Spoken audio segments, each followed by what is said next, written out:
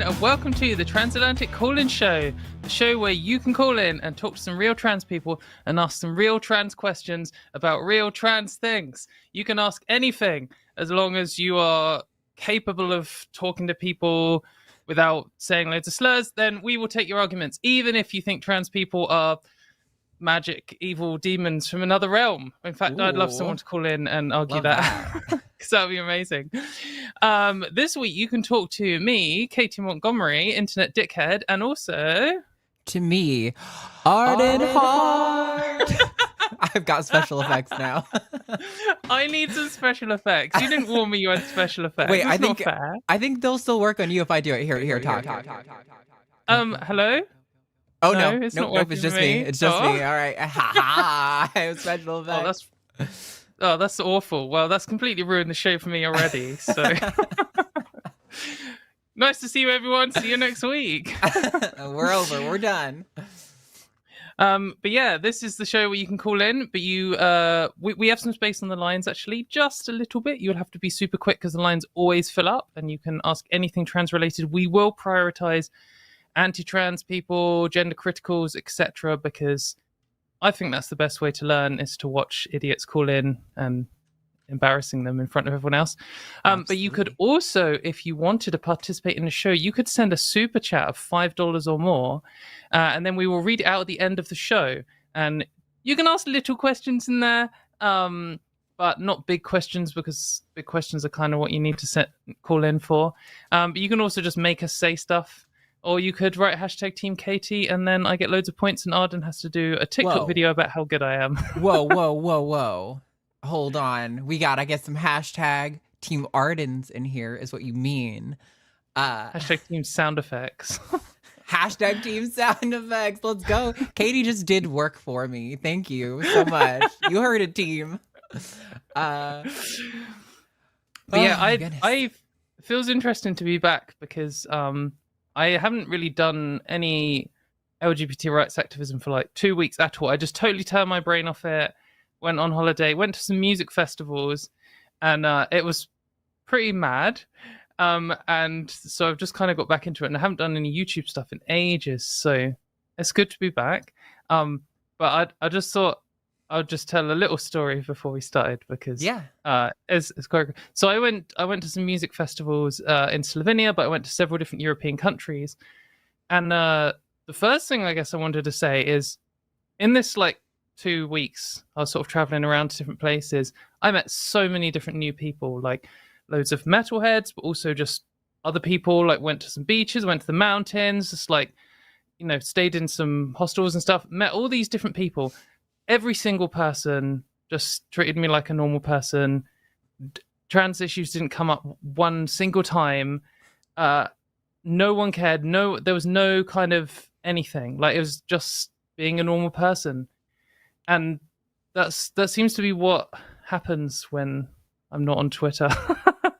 And it just really, every time, I'm probably sure I say this every time I come back from like holidays and stuff, but it just constantly hammers home how all this transphobic bullshit is just this little echo chamber cult that's driven themselves to insanity. And no one in the real world gives a flying fuck. Like, no one cares at all. Just completely nonsense. But the other part of the story I wanted to tell is, really grim, actually. Slovenia had some... once in 1,000 years worst ever flooding when I was there. They had this emergency storm and people died and they had to be rescued from the country and all kinds of stuff. So, I mean, if I would recommend people look up charities to help out people in Slovenia who are stuck on this. Also South Austria, and I think the storms have moved to Croatia.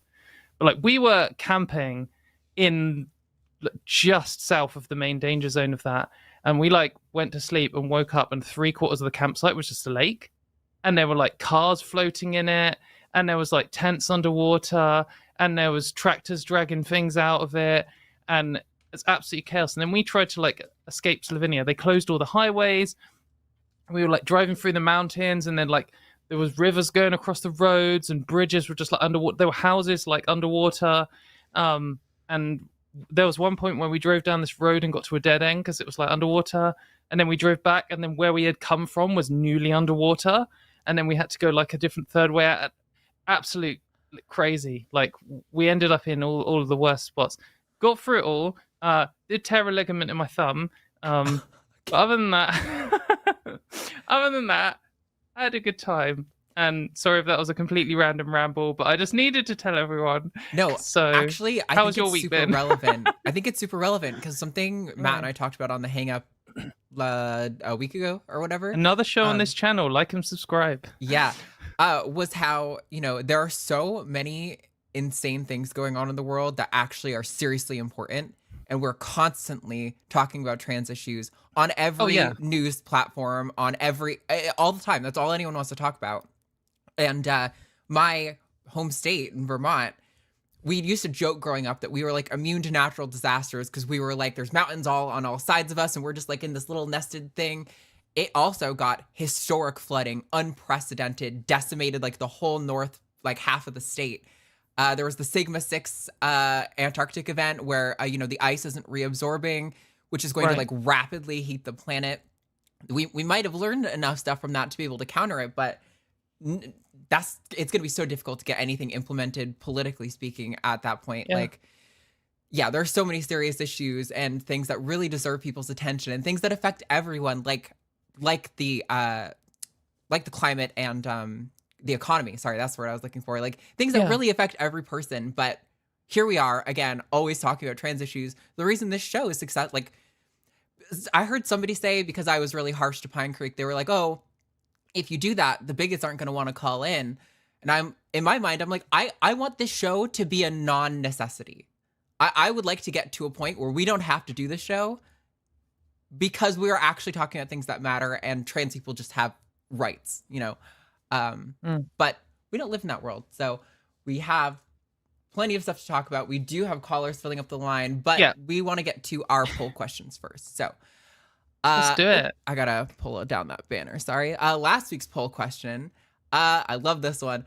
Most criminals are cis. Does this mean most cis people are criminals? Which, as you know, is my way of mocking is mocking the logical fallacy that transphobes love to engage in, where they might observe something that is relevant at a population level, way zoomed out, but then think that always necessarily applies to every individual person on a micro level. And it's just not true. That's not how biology works. Like, evolution wouldn't be able to create the diversity in life that we see if that was possible, or if that were the case. So yeah, this was just my way of mocking the ridiculous arguments that I see so often from gender criticals. I mean, it is the argument they make all the time. All trans people are criminals, whatever. But I mean, you could ask some other questions like this, like, most criminals are cis, disproportionately so. Trans people are more likely to be the victims of crime than cis people. So does the essence of being cisness itself encourage criminality? And also worth pointing out that cis people control everything. They control what laws are. So, like, if a crime is breaking a law, if you make a law like it's illegal to be trans, then every trans person is breaking a law. So they've already made a world for cis people, and they still cause most of the crimes. And they won't outlaw, loads of abuse. Like in the UK, it's not illegal to torture your trans child with conversion therapy. And it's a form of torture, and you can just do it on a kid. And you couldn't do it the other way around, that's for sure. Right. And still they're causing most of the crime. So something's up with cis people. I'm pretty suspicious. But I guess the other point that I want to say about this, about the crime thing, like, is a criminal someone who's been convicted with a crime or someone who's committed a crime? And is speeding a crime? And if so, maybe most cis people are criminals. Like, everyone who has driven has at least at one point, even accidentally, gone at least 10% over the speed limit. Yeah. At one point. And so somebody pointed that out in the comments. Yeah. And it is worth saying, because you'll often hear them say, oh, well, trans people in prison, or it's like, well, in some places they have these like walking while trans laws where if you're a trans woman and you have like a condom in your purse, then they'll say that you're a sex worker, and that could be illegal, and then they'll arrest you. And then if you get upset or offended, or maybe the police man sexually assaults you in the process and you react to it, suddenly you're resisting arrest, and then you can get in real trouble. And if you're, maybe already homeless, or maybe this has already happened to you, suddenly you can have a criminal record, and then, people can get in real trouble with the law over literally nothing.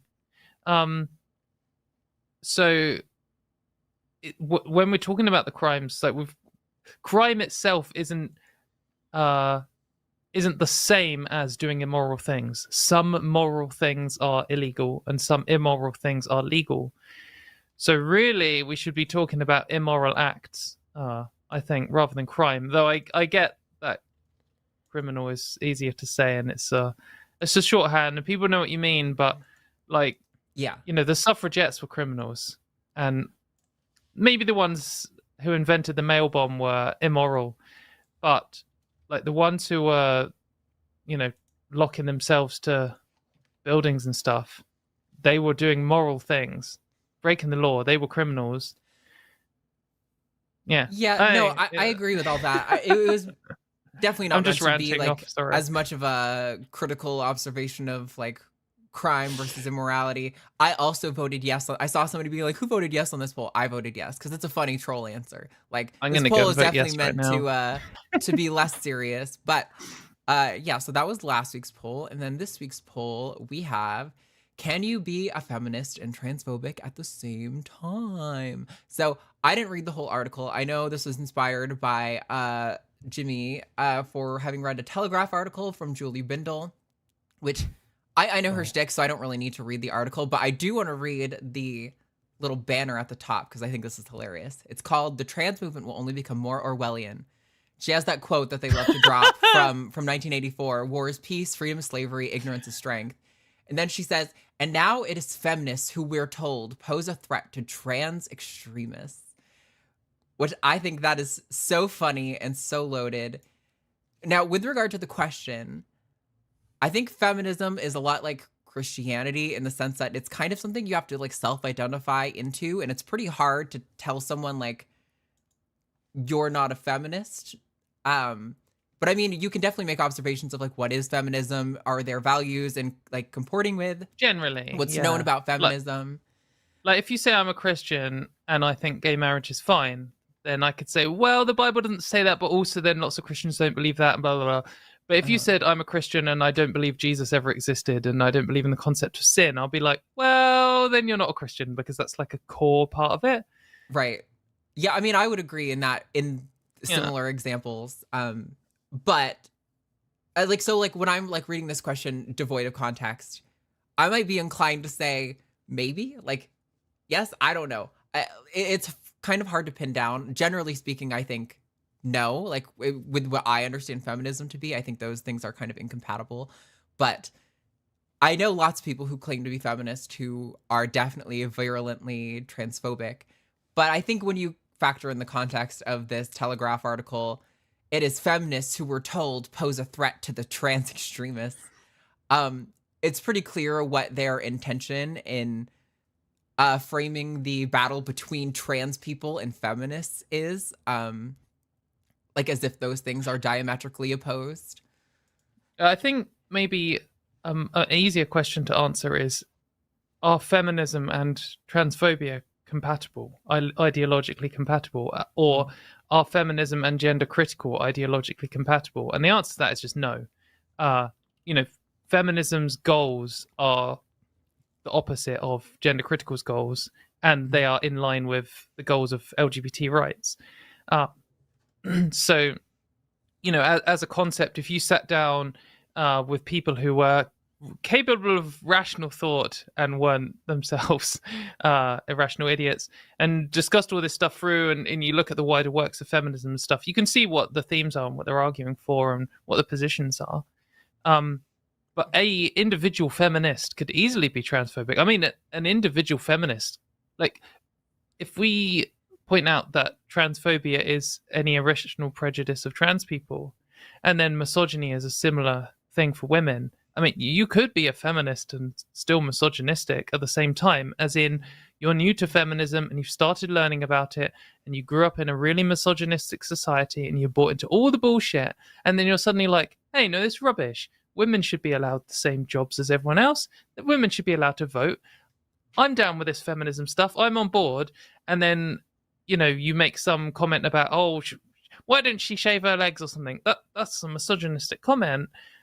But that's just because you haven't yet learned those aspects of feminism or, those kinds of things. So I think, an individual person. But the idea of saying, I am gender critical, therefore I'm a feminist is it's just total nonsense. They are opposites. They're opposite ideologies, which everyone else has noticed. And I think they have noticed. Like, obviously LGBT people have noticed. Most feminists have noticed.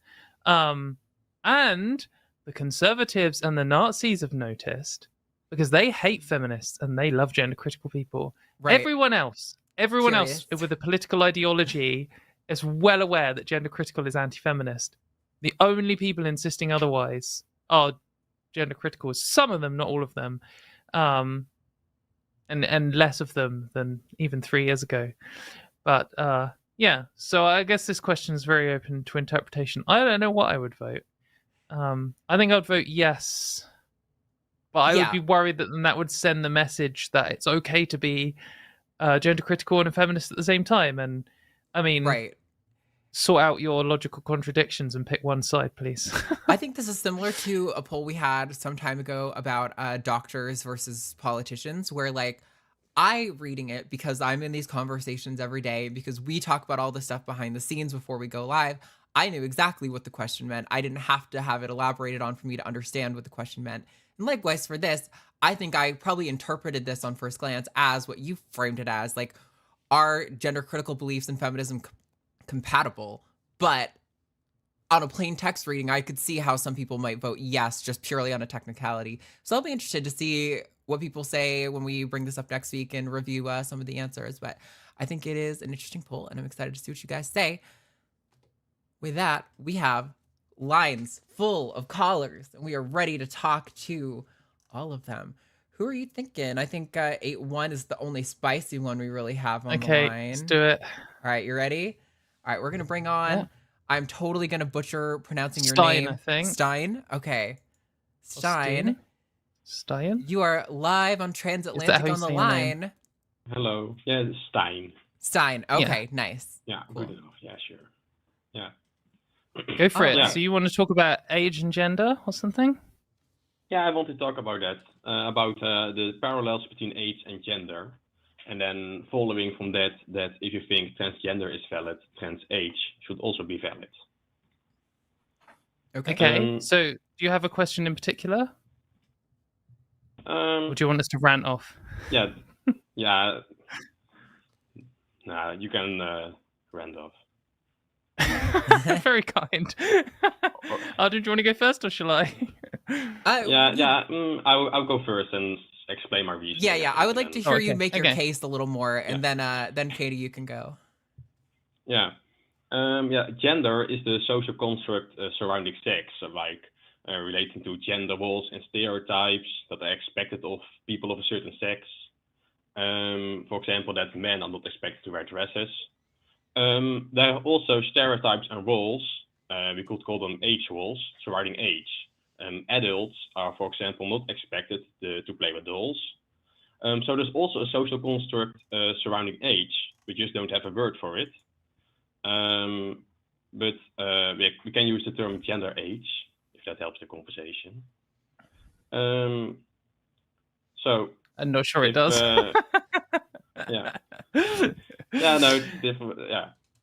So if that is the case, then we also have can also have an age identity, just like we have a gender identity. And then just like we have sex, we'll all have the equivalent of that would be chrono age. Therefore, if trans age also exists, when someone's age identity does not match up with their chrono age. So if transgender is valid, trans age should also be valid. Right. So I think this is one of the cases where the word gender has like a million different meanings and it's confusing. It doesn't help anyone in any way. But everyone's going to carry on insisting using it. So we've got to as well. There are parts to, so gender can mean lots of things. And one of the things it can mean is, like you were saying, these sort of stereotypes and prescribed rules by society on people, like women wear dresses, men wear trousers, like something that simple. Those kind of things are just totally made up bullshit. And if anyone's forcing them as a rule on anyone, then it's just bullshit. And I don't think we need, and this is just a general feminist position. It doesn't need to be anything to do with trans rights. The fact that it benefits trans people to get rid of these rules, it's just a coincidence. It's a good feminist position to take away these stupid expectations on men and women. And in that parallel, there are some stupid expectations on age stuff. Like, you know, if you're into, like, a classic might be computer games. I think maybe less so now. But when I was kind of an early adult, the idea that computer games were just for kids was very common. And, oh, you still play computer games? Oh, you're a baby. Adults shouldn't be doing this. Adults should. And like that is also made up garbage. Like there are some things that are expected of adults. So you should enjoy this and you shouldn't enjoy this. Like if it's not hurting someone and it's not contributing to some kind of social ill, and it's just like a hobby or whatever, that's cool. Like just do it. And I think it's totally garbage to pressure people or judge them for that. Like if you like watching, I don't know, Power Rangers or something, like that's targeted. People like Disney films. Maybe that's a better example. If you like Disney films, they're for kids. Like they are made for kids to watch, to make money so the parents buy them the stuff. But so if you're an adult and you like them, then you should like them. And anyone judging you for that is a dickhead. So I think those two things are like parallels. But we also sometimes use the word gender when we're talking about something like gender identity. And that gets more, that isn't the same as what we were just discussing. And I think maybe a better way to describe it would be an internal understanding of your own sex. So what I would use to explain this to someone would be to say, no one is spending their life savings and flying across the world to change their genitals because they like the color pink. Like that's completely nonsense. They're doing it because something in their mind is less comfortable or does not want the genitals they were born with and benefits from having other ones. And like, you know, we can show that trans people benefit from genital surgery and cis people don't. You know, that's just something that we can show in general. So this is like a different thing. This is separate from what men and women should do according to conservatives. There's some other aspect to this. I've also heard quite a lot of trans activists who do claim that gender identity is related to gender. That is something like identifying with certain gender roles. I think that's also not like, it's not, there are two different definitions of gender identity that I see going around. I think it's hard to draw the line between the two because I've given like the two extreme ends of like examples. Like if you're getting surgery or other medical interventions, they are the total opposite end of the spectrum to what's your favorite color or what you like to wear. But there are some things in the middle where it is a bit more difficult to say, and maybe an example, not the nicest example, but an example of where we're not sure where things sit in the kind of the gray area is male violence. There are some, that this is debate within feminism. I mean, there will be some feminists who will claim that male violence is totally innate and there's nothing we can do about it. And this is kind of more of a gender critical position. And that, you know, we have to build society just accepting the fact that men are violent towards women and do sexual violence. And then there are the other end of the spectrum on feminism would say, well, no, actually male violence is entirely taught and it's because we live in patriarchy and men are brought up to think that they control women. And likely it's somewhere in between and it's a little bit of both. Mm-hmm. And like in nature, lots of animals, there is a difference in violence between the sexes in both social and non-social animals. But also we know that in different human societies, there is different between sexual violence between different groups of men in different societies. So I think it's probably a bit of both. But then if we accept that the behavior of men and women, the difference in behavior between men and women is at least partially socially influenced and at least partially innate, and we say, oh, well, when we're talking about gender identity, like, what do we really mean with gender identity? Because I think we can accept the feminist position that we want to get rid of all prescribed roles and stereotypes and prejudice about men and women. But where exactly do we draw? How do we do that when it comes to the gray area? And it's a good goal to do. But if you're a trans person and you're like, I feel this big discomfort with my physical body and I want to do these medical interventions, that's, I would say, quite obviously on the side away from the made up social stuff. But there might be some stuff in the middle where you're like, you know what? I am a trans woman and I just like ballet and being a hairdresser and the color pink and Barbie or something, and all the most generic stuff. And you could say, oh, I know, because this is all social rubbish, and that why should women do that? And you're just trying to follow stereotype. But the thing is, some people do just like that stuff, and sure, there's pressure on girls and women to like that, and there's pressure on boys and men to not like that. And maybe if we totally destroyed sexism, the amount of people into, say, ballet dancing would be 50-50, but maybe it wouldn't. So it would be hard to say. I assume with something like ballet, it probably would be. But for every possible set of interests and for every possible behavior, I mean, we've just accepted that at least some behaviors like violence are at least partially innate. So does that mean boxing or wrestling might have a higher percentage of men doing it if we removed all sexism? It's hard to say. So if a trans man is suddenly into boxing or has always been into boxing, is that because slightly more innately prone to violence? It's a really difficult topic. So anyway, the reason I'm saying this, sorry, I'm going off on one. You're doing great. The reason I'm saying this is because when we're talking about age, there are some things, like we're saying, like whether you like certain Disney films or something, it's just made up social construct rubbish.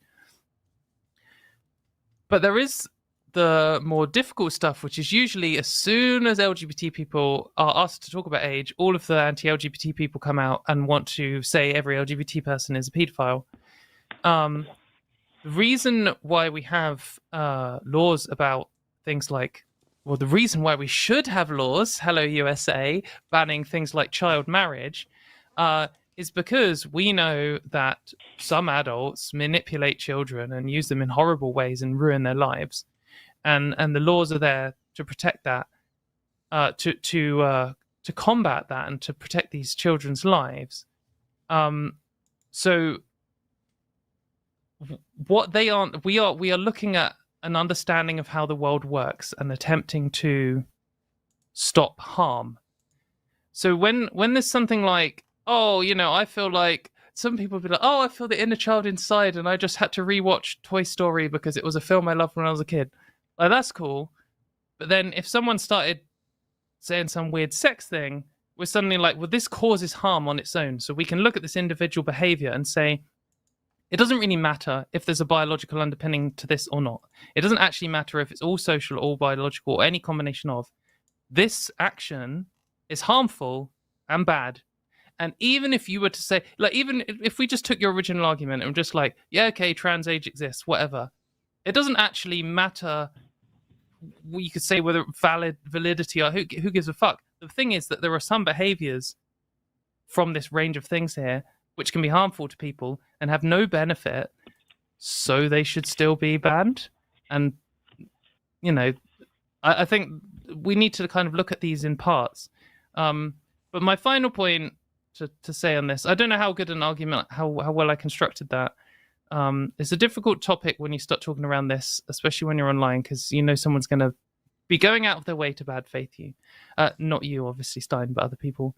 But the last point I guess I'd make is that we have like centuries of history of evidence of trans people wanting to transitioning, living happy lives, living normal happy lives where they don't abuse people, and we have the medical technology to aid transition, we have scientific evidence, etc. We just don't have any of that for trans age, or whatever you want to call it. We have a few people who maybe genuinely think they're a child because they, have some kind of delusion, and some other people who are sex criminals. But that's kind of it. So, I don't know. Arden, what do you think?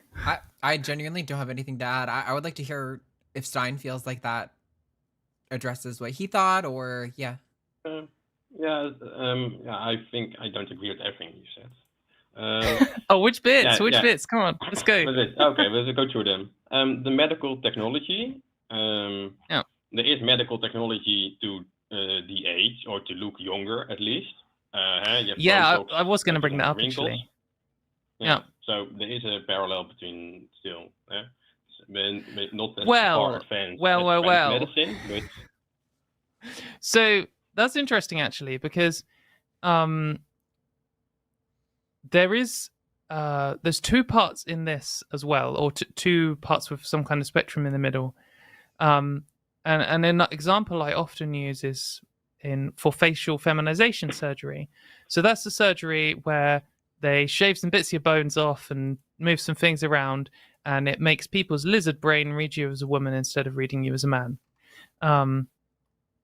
And there's a lot of science behind what you actually need to change. There are, people's brains are incredibly good at sexing people, from just seeing even small parts of them. In fact, if you're just shown pictures of people's foreheads, people can quite accurately guess what their sex is, because it's not something you think, oh, that's a gendered part of someone, or that's a sex part of someone, but it actually is, and you don't realize until you kind of research into the stuff. And so it's a part that they often change in facial feminization surgery. And another part might be like the shape of your nose and the shape of your jaw, and around your eyes and stuff. And but they know scientifically what to do. So an example is you have this thing called a brow ridge, which is just where your eyebrows are above your eyes. And in men, it grows, kind of sticks out, and in women, it doesn't. And that's a general rule. For some people, it's different, but generally, men stick out more than women's. So they just shave it off. Like testosterone just causes that bit of your skull to grow, and so they just get rid of it. And then people's brains read you differently. But also, you can have cosmetic surgery on your face to look more beautiful, or to look more sexy, or whatever your reason for doing it is. Those two things are hard to draw a line between the two. Like with the brow ridge thing, yeah, it's just true. If you shave your brow ridge off, more people would sex you as a woman, because that is just something that we know is innately true generally about humans. It's a general pattern. But also, it can make you look more beautiful as a woman to have less of a brow ridge, because in our Western society, we've decided that certain face structures are more beautiful than others, and that changes over time. So we know some aspects of beauty are socially constructed, and probably some aren't, or at least partially aren't. So again, when you go for facial feminization surgery, there are some surgeons who will just offer the sciencey part. They will just be like, right, we're gonna shave off the bits of your bones which make you look like a man, and then you're done. And then there are other ones who are like plastic surgeons, or almost like artists in a sense, where they're like, I know what is currently conventionally beautiful, and I can achieve this with your face. And then when you're a trans person, you're in this position where you're like, well, I want to reduce my dysphoria. I know that the feelings I'm experiencing are from me recognizing myself as a man in the mirror, and it's horrible. And from personal experience, these surgeries and hormones and stuff can just totally change how you view yourself, and just totally removes the distress. But also, everyone is under some kind of social pressure to want to look more attractive. And even if you've rationalized it away and you're like, well, it's all a load of bullshit, it's hard to get rid of those feelings entirely. I think most people probably would, if given a magic button to press, would choose to be more attractive if they could. So, when we're talking about de-aging stuff, as in to make you look younger than you actually are, or just to make you look younger in general, I would argue that that is on the same side as making someone look more beautiful. Like, another example is with breasts and breast implants. Having no breasts at all can make people have, I think, in my experience and in my understanding, talking to trans people, and my understanding of dysphoria from reading about it, is that like having no breasts at all can be dysphoric because it's one of the things that people's lizard brain reads as male or female. But having bigger or more conventionally attractive shaped breasts is like a beauty thing. So again, there's this kind of line where some trans women who hormones didn't help them out in the breast department will get breast implants, and they might just say, I just want the most normal looking, nothing fancy, doesn't need to be attractive, doesn't need to be big. I just something, because then it will stop my lizard brain from reading my body as the wrong thing. And then other people are like, well, if I'm going all in, I might as well have the best boobs in the entire world. So I want to get pretty ones. So there's this kind of gray area again of somewhere between attractive and like the parts of sex which your brain registers and which are going to contribute to dysphoria. And I would just say that the anti-aging stuff is all just in the beauty side of things. I don't think there's any evidence that someone feels the same kind of distress as they do from sex dysphoria or gender dysphoria, however you want to describe it, as they do from being old. I don't think it would make any sense for you to have some kind of internal understanding of your own age which didn't change. Whereas it makes sense that you would have some internal understanding of your own sex, because that's a kind of a key part in mating. I don't know. I'm not convinced they're the same at all. Now, there are people who say they are genuinely trans age. There are a lot of people who say a lot of things. Yeah, I was going to say, welcome to the internet. There are, but that a small amount of people, that the argument that it's just a small amount of people has also been used against trans people. And but there's a difference there. There's a huge difference there, though, Stein, right? Like, when we're talking about trans people, we have, like, a population that's anywhere from, like, 0.03 to, like, 3%, which is, like, as frequently as redheads, whereas I don't think there's any data on a statistically significant portion of the population who suffers from this sort of experience. Age dysphoria.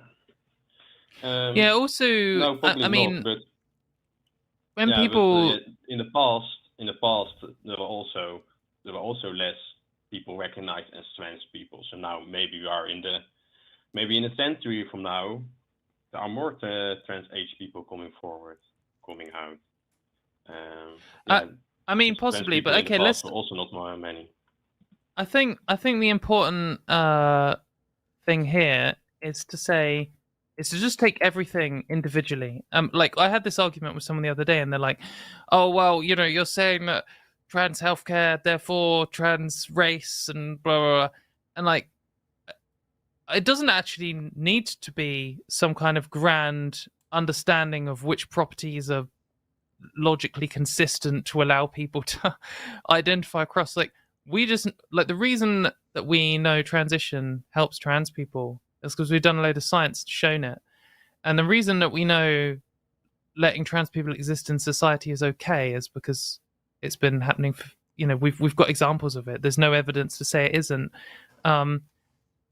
If someone's like, I'm trans age and I'm 71 on my birth certificate, but inside I feel 34, and I want people to call me 34, I mean, so what? Like, what does this affect? If they want to start, if they're a 40-year-old man and they want to date a 14-year-old girl, then they can fuck off, because it doesn't actually matter. Difference between it doesn't. There is a relevant difference between age identity and chrono age. Chrono age should definitely. But But be in one case, relevant it in only non-tort cases. matters. It only matters because we know that children get manipulated into doing horrible things. If someone's like, my chrono age is 60 and my identified age is 40, I'll be like, yeah, right, mate. If you want to have a 41st birthday party, I'll come to it. You would call them I don't 40 care. as well? Who cares? What? It doesn't affect me. Yeah. I mean, I wouldn't necessarily You don't care testify about in the court that I truth? believe they were 40. I mean, yeah, but I mean, do you think I wouldn't be aware of it? I don't really know what the thing is. Like, I would still know, wouldn't I? Or maybe I wouldn't know. Maybe some of my friends have lied to me about their age. I mean, people do lie about their Mhm. age. And if they do, I mean, if it's not in the horrible zone of manipulating children, do I care really? I mean, if it turned out that Arden was actually like 1 year older than she said, I mean, I'd be like, what? Why did you make that up? Like, that's a bit weird, but like, I don't think it actually affects me. Okay, so you I think don't know, I just don't trans really age is a bit weird, but it's valid. I don't think it's valid. I think it's made up, and I think people make it up so that they can feel justified in not wanting to respect trans people. But I mean, if we did a load of science and we're like, you know what, there is an internal sense of how old you are, and some people's is way off, and some 45-year-olds think that they're 35, genuinely believe that, and it's going to cause them genuine distress if you say they're 45. So please don't do it. I'd be like, okay, I just don't So we have care. to wait on the science. Huh? But just like 100 years yeah, ago, well- I feel like trans age is like where transgender was like 100 years ago. Where there were maybe some Yeah, people who not were convinced, identified mate. trans age and gender, but the scientific community was no science on it yet. They were not really. It doesn't really Well- make any not really sense, prominent though. yet. It doesn't make any You're sense. gonna have to go does back it? further because about 100 years ago is when the Institute of Sexology in Germany was doing lots of research on Yeah, trans sure, people. 120 So, years. I think like 100 years ago. so I think honestly, if this were a relevant phenomenon, I think we would start to see some sort of data or evidence of it by now. Maybe I'm wrong, and if in 50 years we're still doing this show and you're like, I just have a peer-reviewed paper on this, by all means, Stein, call back and tell us we were so stupid and ignorant for denying you. But until that happens, I think we're probably going to move on and take another caller if that's okay with you. Yeah, in 50 years, you can call in on your 21st birthday and show us wrong. Okay, sure. Okay. Yeah. Thanks, Stein. I think I've made my I'm point. very Yeah, unconvinced. bye. Okay. Bye.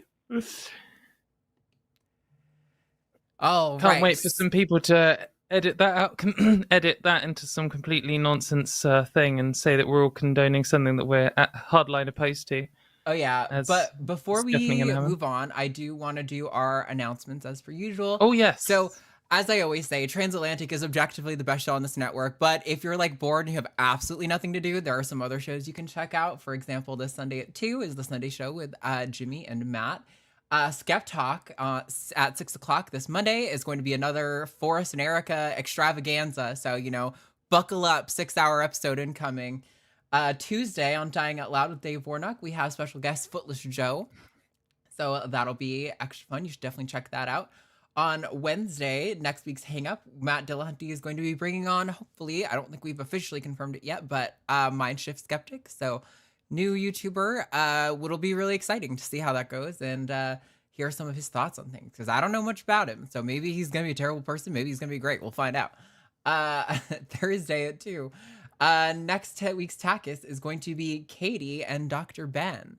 So be here for that. It's going to be great. You're not going to want to miss it. And last thing before we take our next caller, if you want to support the show, while we love your super chats, one of the best things you can do to support us is join our Patreon. And that is patreon.com/calltheline. If we get to, I forget what the number is still, I have not confirmed it. And I've been like, I don't know, every single week.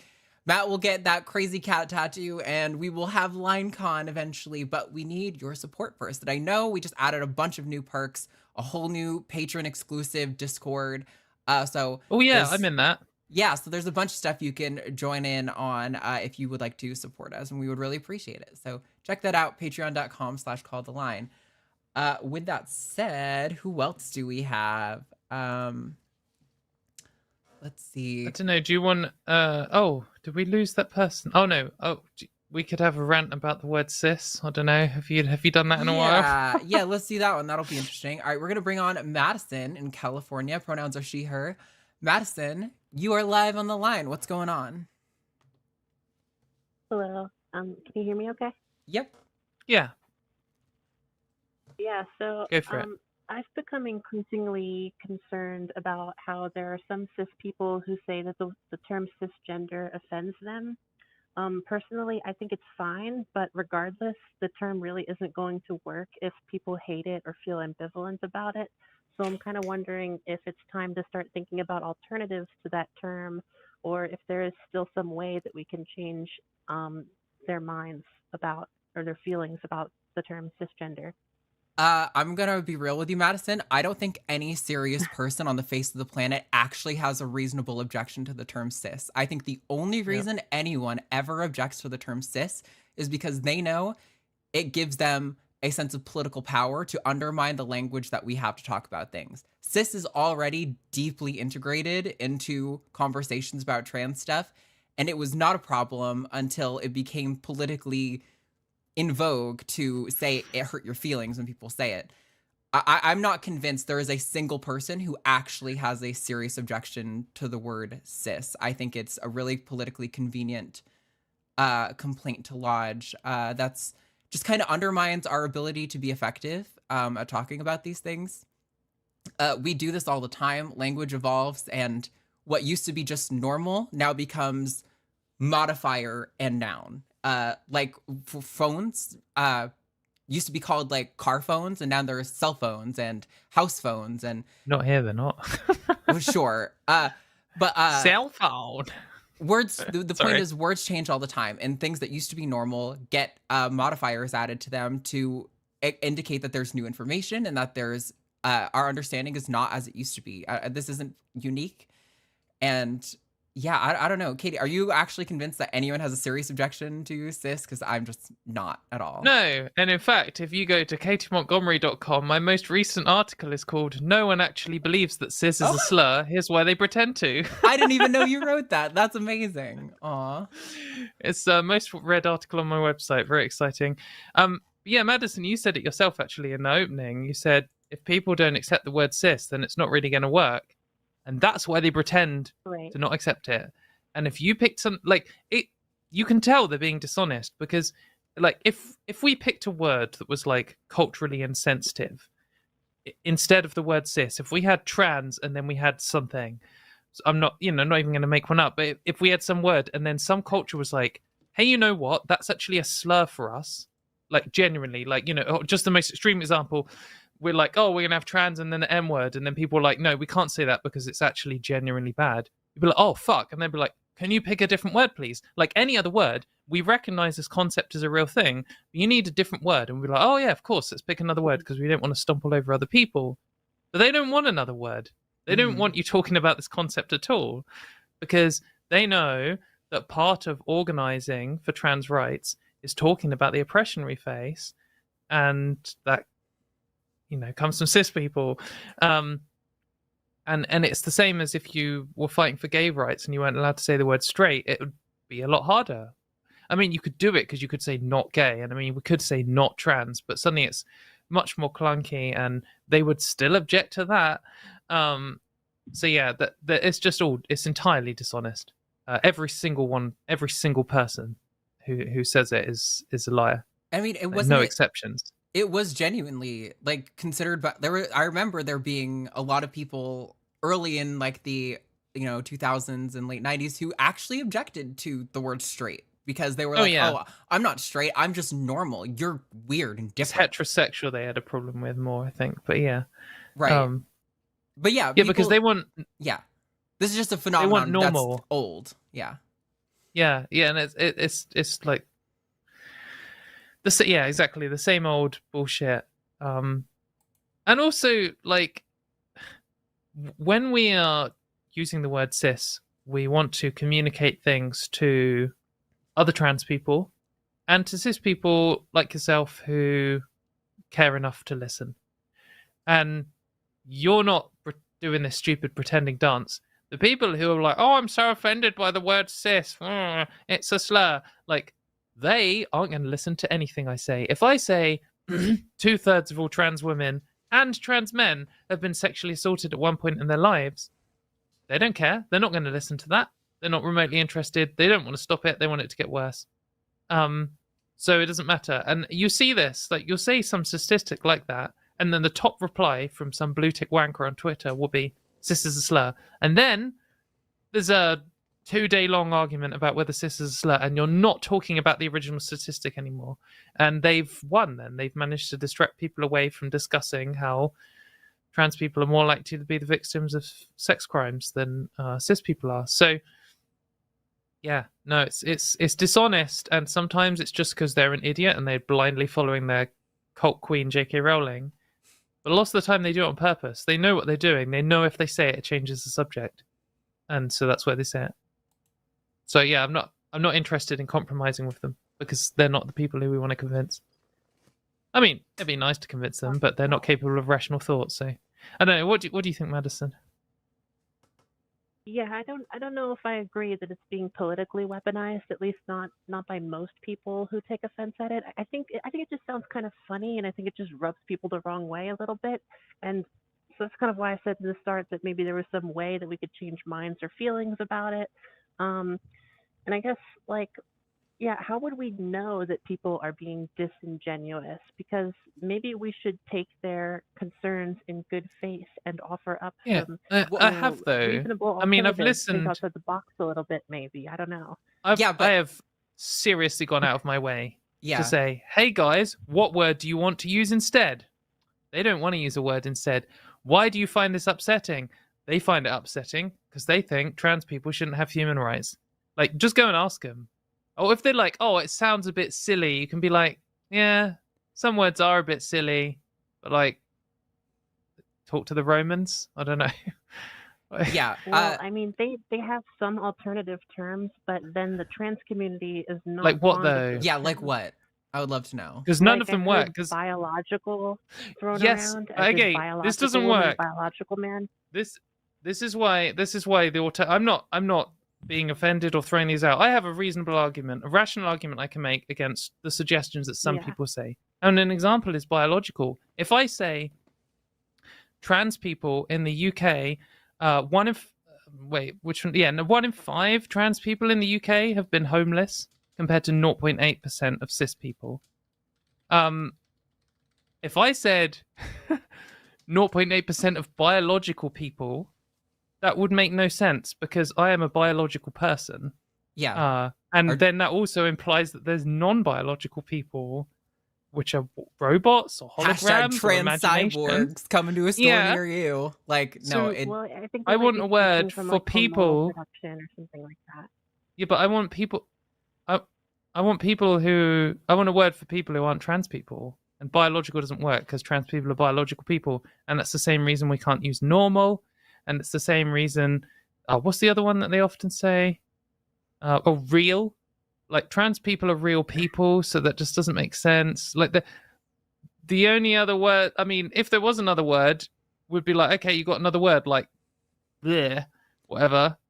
But we've already got the word cis. Yeah, what? We could say not trans. Do you think they would suddenly not object to not trans? I genuinely don't believe that a single one of the people who's objecting to the word cis, if we just started saying not trans woman, would be like okay with that. They would be virulently against that. Yeah.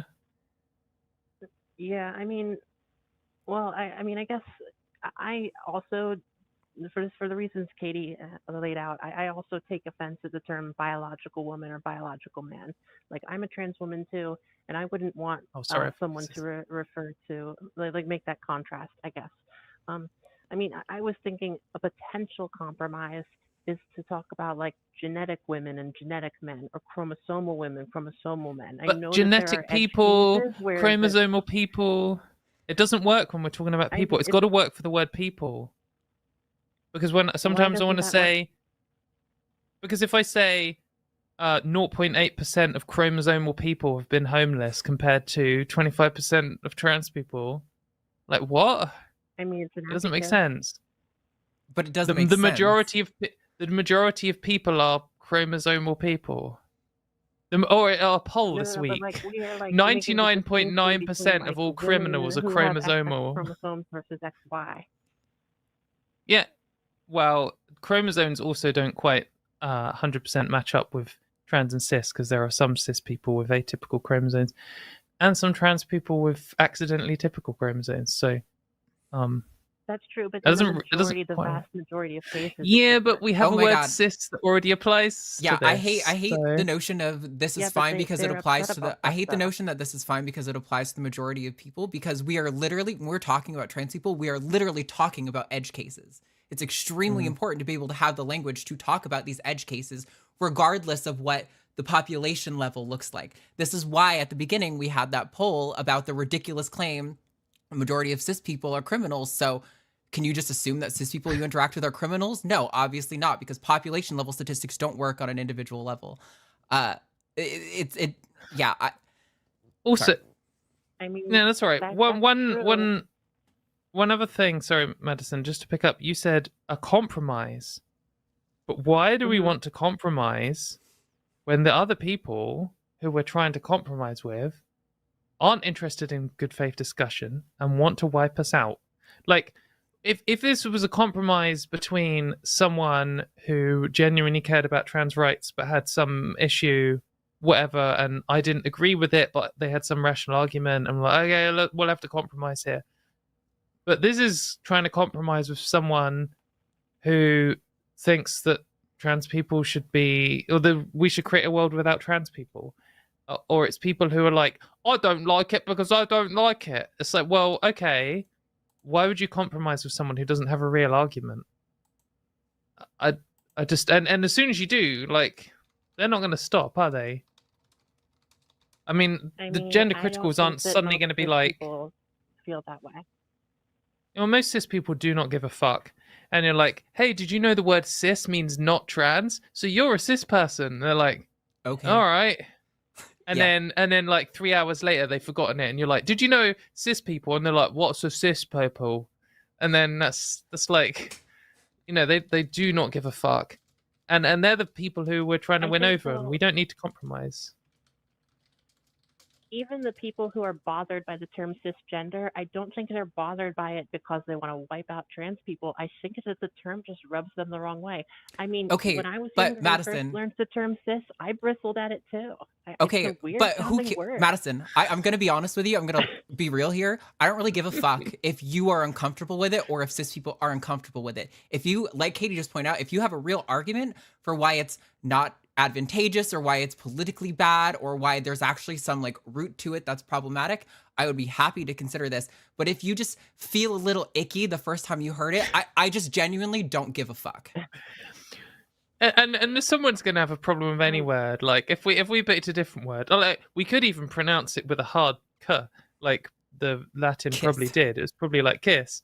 People, like, someone's gonna be like, I don't like that, or, you know, we'll pick another word and someone else is not gonna like it. And like, well, we've got, in the end, what a compromise would be to pick the word that has 2,400 years of etymological backing behind it and decades of research papers written using the word already, and just be like, well, someone's gonna have some kind of irrational issue. I mean, for me, the letter C is a very strong blue color, and it means the word is always very blue, and sometimes that clashes with what I'm talking about. And I mean, I could cause a fuss, but like, I mean, Yeah, I mean, I agree with you both that there's nothing wrong with the term cisgender, but I guess for practical reasons, I'm just concerned that there are more and more people every day who are taking offense at the term, and we are just not going to be winning over people if we're insisting on calling it. Like, we wouldn't want them to do that to us. Like, if they had some sort of term that we bristled at and they insisted on calling us that, like, we would ask them not to do that. So I guess I'm just thinking ahead and trying to I'm trying to come up with some reasonable alternatives. Yeah, Just But if in they case. if I- someone come up with a different word for the word British, if they were like we've got this other word for British people, and it's like some ancient Latin word or something, and it's not a slur, and we just use it because that we think it does it better, and I don't really like it. I mean, who cares? Like, Yeah. and the people, no one, and I think I'm gonna make this is a wild assertion, but I'm confident. No one is like, I was on board with trans rights, and then they called me cis, and now I hate them. Like, there are Yeah. some people who might be like, oh, cis, that sounds a bit funny. It sounds like short for sister. It sounds a bit like, it's a bit cist. Sounds a bit weird. And then you're like, yeah, well, it's a Latin word. And they'll be like, oh, okay. And they're like, it's not a radicalizing thing. Like, the people who are like, the people who claim, the people who are like, oh, I used to be supporting LGBT rights, and then J.K. Rowling, and then now I campaign for the destruction. Like, they're lying. They were never someone who was just fine until they got called cis and suddenly they lost their job or whatever. It's just bullshit. They're just lying. Yeah, with all due respect, Madison, I don't know you. You may be in these conversations all the time. I am literally putting myself on the front line almost every week here on this show to confront the ideas that people who don't like trans people have. I've got a pretty finely tuned sensor on when somebody's being serious or genuine about their concerns. I'm not convinced a single person is genuinely objecting to trans rights on the basis of they don't like the term cis. And if you feel that way and you want to change ridiculous. it, by all means, you go about reorienting your language. Me and I think probably the rest of the trans community are going to continue to use it because it's not a serious objection. Well, you may be right about that, but I guess the way to show that then, in my opinion, is to present some alternatives. And if they turn their noses up at We've done every that. single We literally- I've done alternative it. we Yeah, propose we to literally them, told you, Madison, at the beginning of the call. We've then done that, they're and the they don't obstinate ones, and it listen. proves it to the world. Yeah, they're not Madison, interested, and it doesn't es- prove it to the world. And it sounds like you're very concerned about proving to the world how honest we are. I promise you, girl, these people are not serious. These people, no amount of proving that you're a good person or you're one of the good ones or arguing, like really just taking them so seriously all the time is going to earn you favor in this conversation. You have to learn to discern between when people are being dishonest and when they are seriously coming with real objections. We do it all the time here. I have had callers who say the exact same thing as another caller, but I can tell from the way they construct their argument that they are not serious and not worthy of a dignified, honest response. And there are people who are, and that you have to be patient and understanding with them. And I agree with all that. This argument is not the hill to die on. I promise you, there are much more serious battles on the trans rights front that are so much more deserving of your time and energy. This is not one of them. Okay. Yeah, I'll think about it. Okay. Bye, Madison. Have a nice day. I don't think Madison agrees with us at all, and that's okay. You don't have to. If you want to take up that battle, by all means. I'm not going to waste my time. It's very clear to me that this isn't a serious conversation or debate. Without doing some kind of, don't you know who I am? Like, if you've not spent 50,000 hours talking to gender critical people and offering to say the word non-trans instead of cis, wait until you have, and then come back and discuss with me. Because I have spent an absolutely ungodly amount of time steel manning their positions, talking to them in DMs, talking to them on the phone, letting them say slurs about me just to see where it will go. You can't do it. And I didn't have 100,000 followers at the time, and having 100,000 followers is hardly makes you a celebrity or anything. But I've publicly compromised on that for the sake of a discussion and been like, okay, I'll say non-trans for the rest of the time. They don't give a fuck. They don't like it. They have all the same objections. And I didn't teach the world anything. No one watching changed their mind. Every objection that I've seen is, I want to be called normal. I want to be called real. Like you pointed out, and those words are problematic for so many reasons, and just practicality. Yeah, it's the gender critical steelman objection is by having a word to denote the concept of not trans, you start the slippery slope into accepting that there are different types of men and women. So if you say there are trans people and cis people, then that means there are trans women and cis women. And as soon as you accept that, then all of a sudden there's a criminal in the prison with you or whatever. And it's not actually a good argument, because those concepts exist regardless of whether we're allowed to have a word for it or not. But yeah. Anyway, let's move on. Yeah, we have more callers. I did close the line, so we're not going to get any new callers. But everyone who's currently in the queue, please stay on, because I think we're going to try to get, unless Katie has like a time crunch, I think we're going to try to get to everyone. We've got 1, 2, 3, 4. There's 5 more callers. We're going to do our best. We'll see. We'll try not to take anyone for too long, but let's take 9-6. This caller's been on the line for a while. I think we can handle it quickly. We'll see. Okay. Sean in Scotland. Pronouns are he, him. Sean, you're on the line. What's up? Oh, hello. Yeah, so... Sean, I'm sorry to cut you off this early. I'm sorry to cut you off this early. If you have a mic, can you move it a little bit further away from your face? Our levels are peaking, and it's like crackly, so it's hard to understand anything. Okay, is that any better? Oh, a million times better. Go on, go for it. I think that's better. Okay. All right. So I have schizophrenia, and I have an on-off history of gender dysphoria. Now, the dysphoria started before the schizophrenia, so maybe one caused the other, and and I'm due to see a due to go to a gender identity clinic in about 2 years' time. And I'm concerned that maybe my schizophrenia might hold me back in terms of my treatment.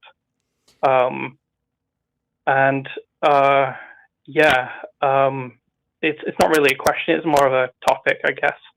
So that's where I am.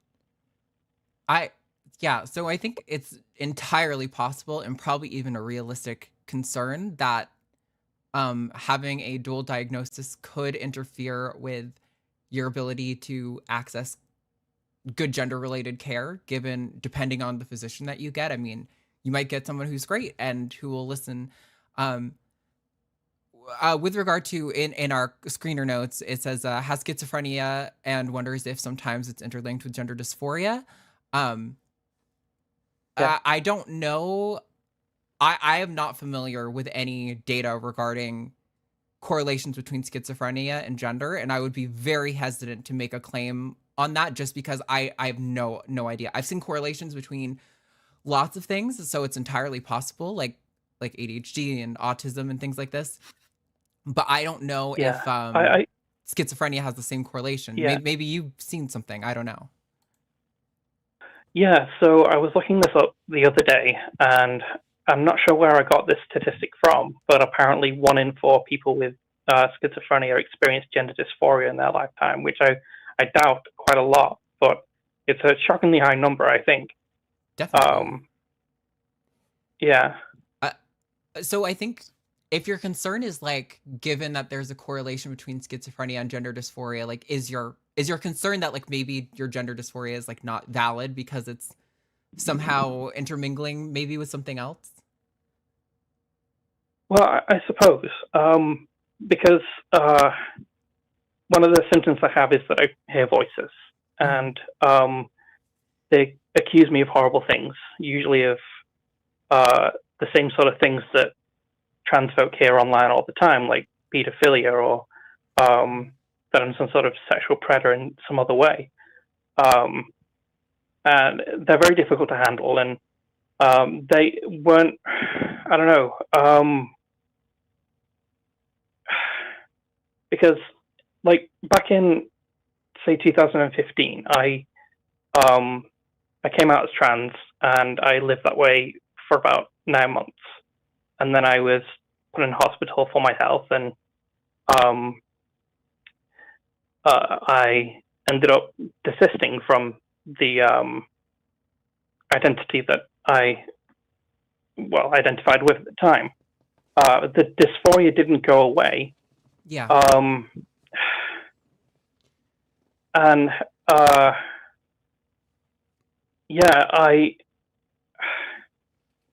I was very ill in terms of my mental health. My first diagnosis, I think, was first episode psychosis. I was seriously unwell. I spent a year and a half in hospital, and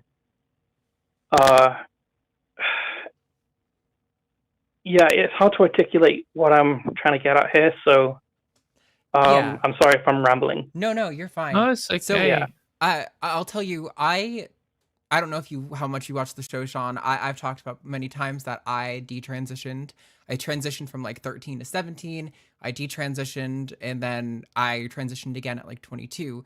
And in between 17 and 22, I was hospitalized several times for my mental health. And I want to be clear that while, again, I don't know enough about the interaction between schizophrenia and gender dysphoria, there may be something underlying there that I'm not aware of. And I definitely think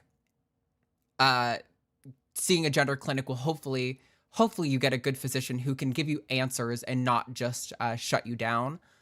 I don't think in and of itself that invalidates your gender, or if you are experiencing gender dysphoria. One thing I had to come to grips with, because I also detransitioned and then the gender dysphoria didn't go away. It stayed. And that's what encouraged me to transition again. Because it was like, I realized that, this is not a thing you can run away from or to deprogram myself from. This is just a fact about me and that I have to learn to accept.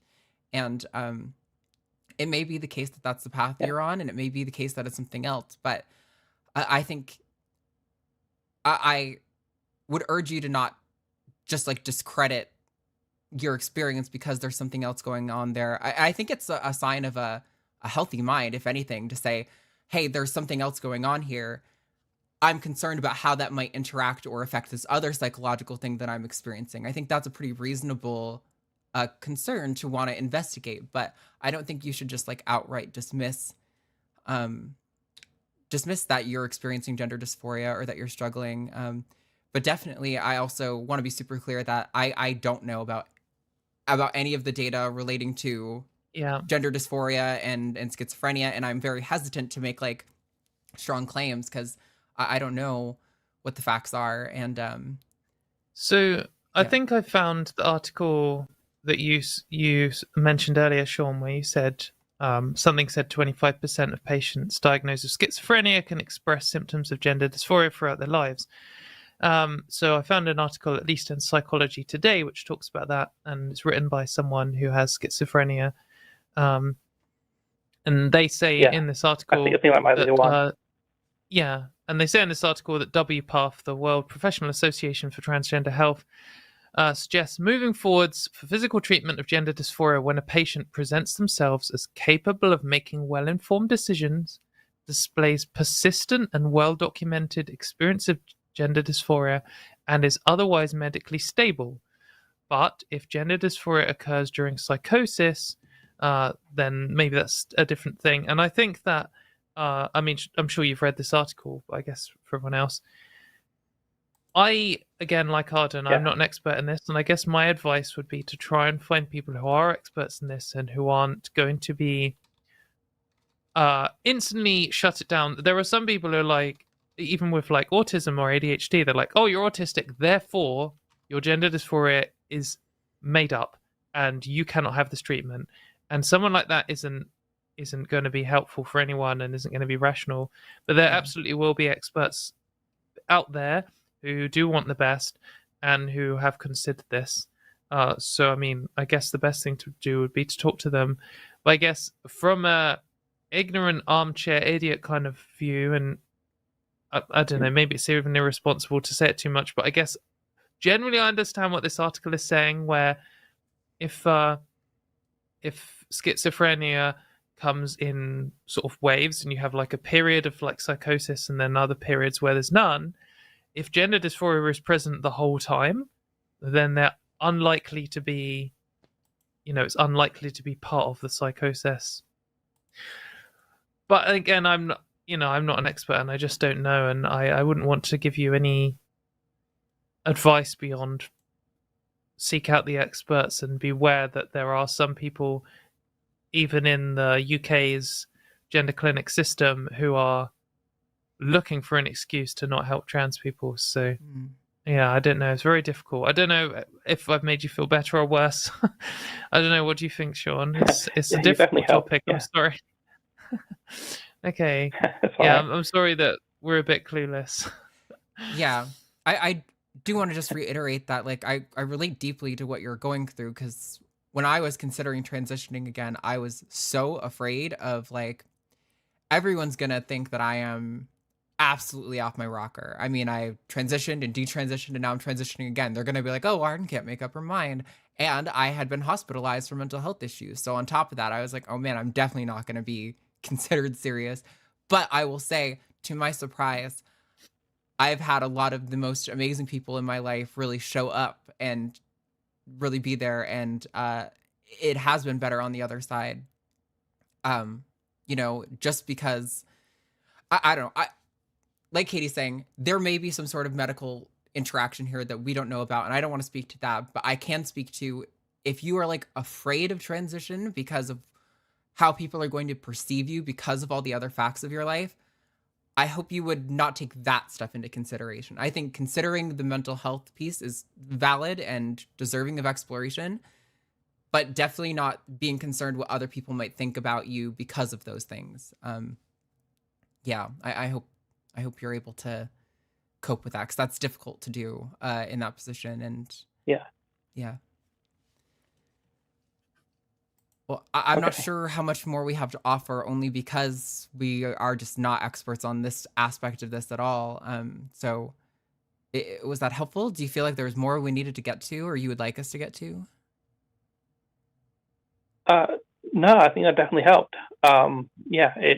It clarified some thoughts that I already had on the topic, and it brought up some new points, and definitely helped. Yeah, thanks. Okay. Good luck, Sean. And if I would love to call back if you have more info for us. We'd love to hear how you're doing, because it sounds like you're in a difficult situation. So thank you for calling, Sean, and have a nice day. Thanks. Okay. Bye. That is definitely difficult. It's hard. There are aspects of this where I have nothing to offer because I'm way outside the realm of expertise. All right, who do we have left? Okay, it seems like everyone left. There's no more anti-trans callers, so we'll probably just start taking them in order that they've been on the line, if that's cool with you. Okay. Yeah. All right, let's go with Larry in Minnesota. Pronouns are they, them. Larry, you are on the line. What's going on? Oh, I hit talk, but it didn't bring Larry on. Hi. There we go. Hey. Okay, can you hear me okay? Yep. All right, great. All right, look, I'll just get right to the point. I'm about a little over 4 months into HRT, probably starting progesterone this week. And for personal reasons, I haven't told my cis immediate family members yet. Mm-hmm. We don't live with each other. We're not very close, but it's getting to the point where I both can't really believe they haven't said something yet, and it kind of feels bad keeping it a secret. Yeah. So I'm telling them by email probably next Thursday, and I don't know how to get ready for them finding out what I'm doing. Well, that's definitely a difficult one. I think, well, I understand what you're going through with the, like, I can't believe they haven't noticed or said anything kind of experience. I will say, though, cis people are pretty clueless. I know last time Katie was on with me, we talked about the Julia Serrano book, and it expertly details how there are stages of transition where half the people you interact with will identify you as female, and the other half will think you're still a man. It's pretty weird, and cis people, it really is like a matter of perspective half the time, how people perceive you. And if they know you from before, the likelihood that they're going to notice these things and not just kind of categorize them in the junk drawer of their brain as like, oh, something's different, but I don't really know what it is. That's almost certainly what's going on. So don't be too hard on yourself about that. That's just cis Especially people. if you're only a few months in. Like, I didn't have any changes at all until at least 6 months, and then it was just like my nipples are itchy. So it's very like hormones are slow stuff. There's this concept called male fail, which trans women sometimes talk about, and probably also applies to non-binary people and trans men in the opposite direction. I don't know what they call it. You don't have as good a rhyme as male fail, female fail, I guess maybe. But and that's where you start getting gendered as a woman, if you're a trans woman, by random members of the public, even though you're presenting male.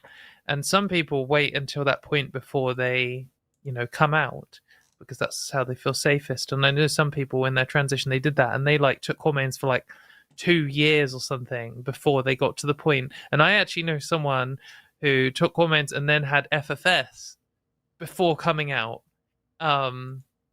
because they were worried about it. And still people were gendering the male until they had FFS, and then suddenly it's like, oh, something's changed, and then they were forced to come out.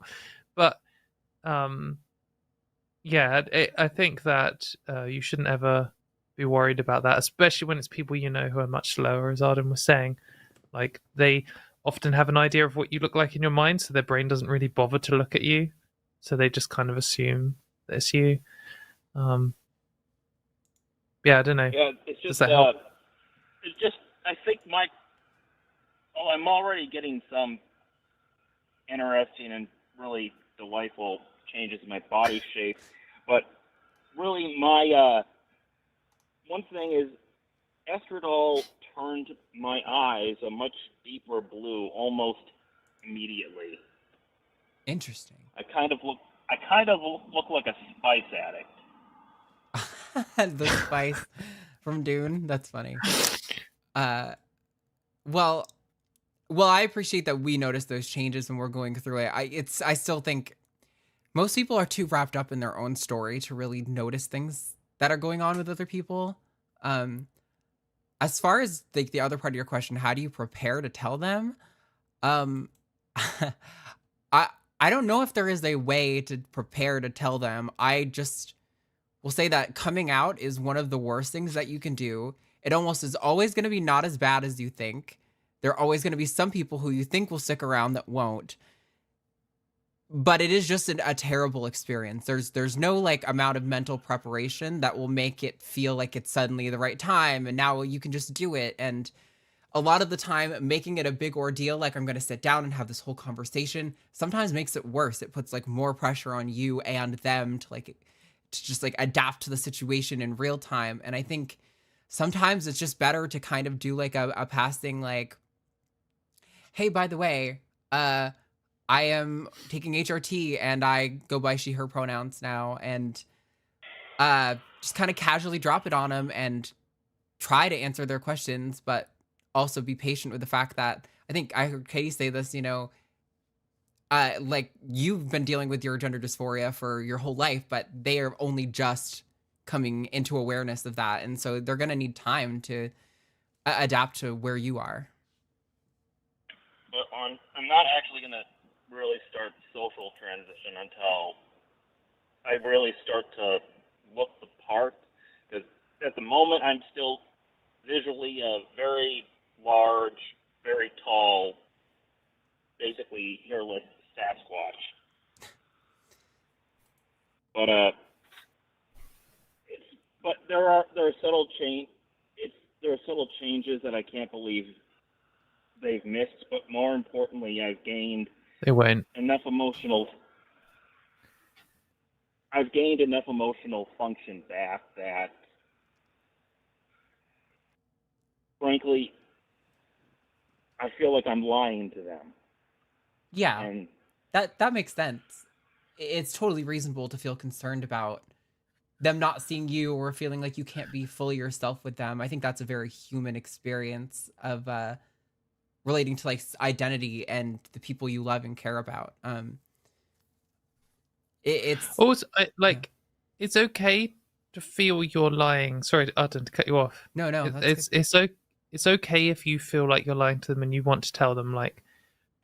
No judgment from me there. But also, you're not actually lying. You're not doing something immoral. You're not a bad person for not telling them. Because it's difficult to come out to people, and everyone has a phase where they're out to themselves and not out to everyone else. That's just part of coming out. And if it takes you 6 weeks, whatever, if it takes you 6 years, then whatever. Like, it took me so long to come out to everyone.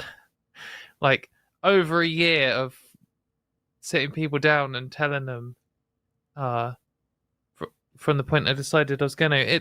It's okay. So don't force yourself to do it if you're just worried about being immoral or a bad person, because you're not. If you're like, this is burning a hole in my brain and I just have to tell everyone, do it, because living with secrets is horrible. So, in my opinion. It's really more just to soothe my own conscience. I know it isn't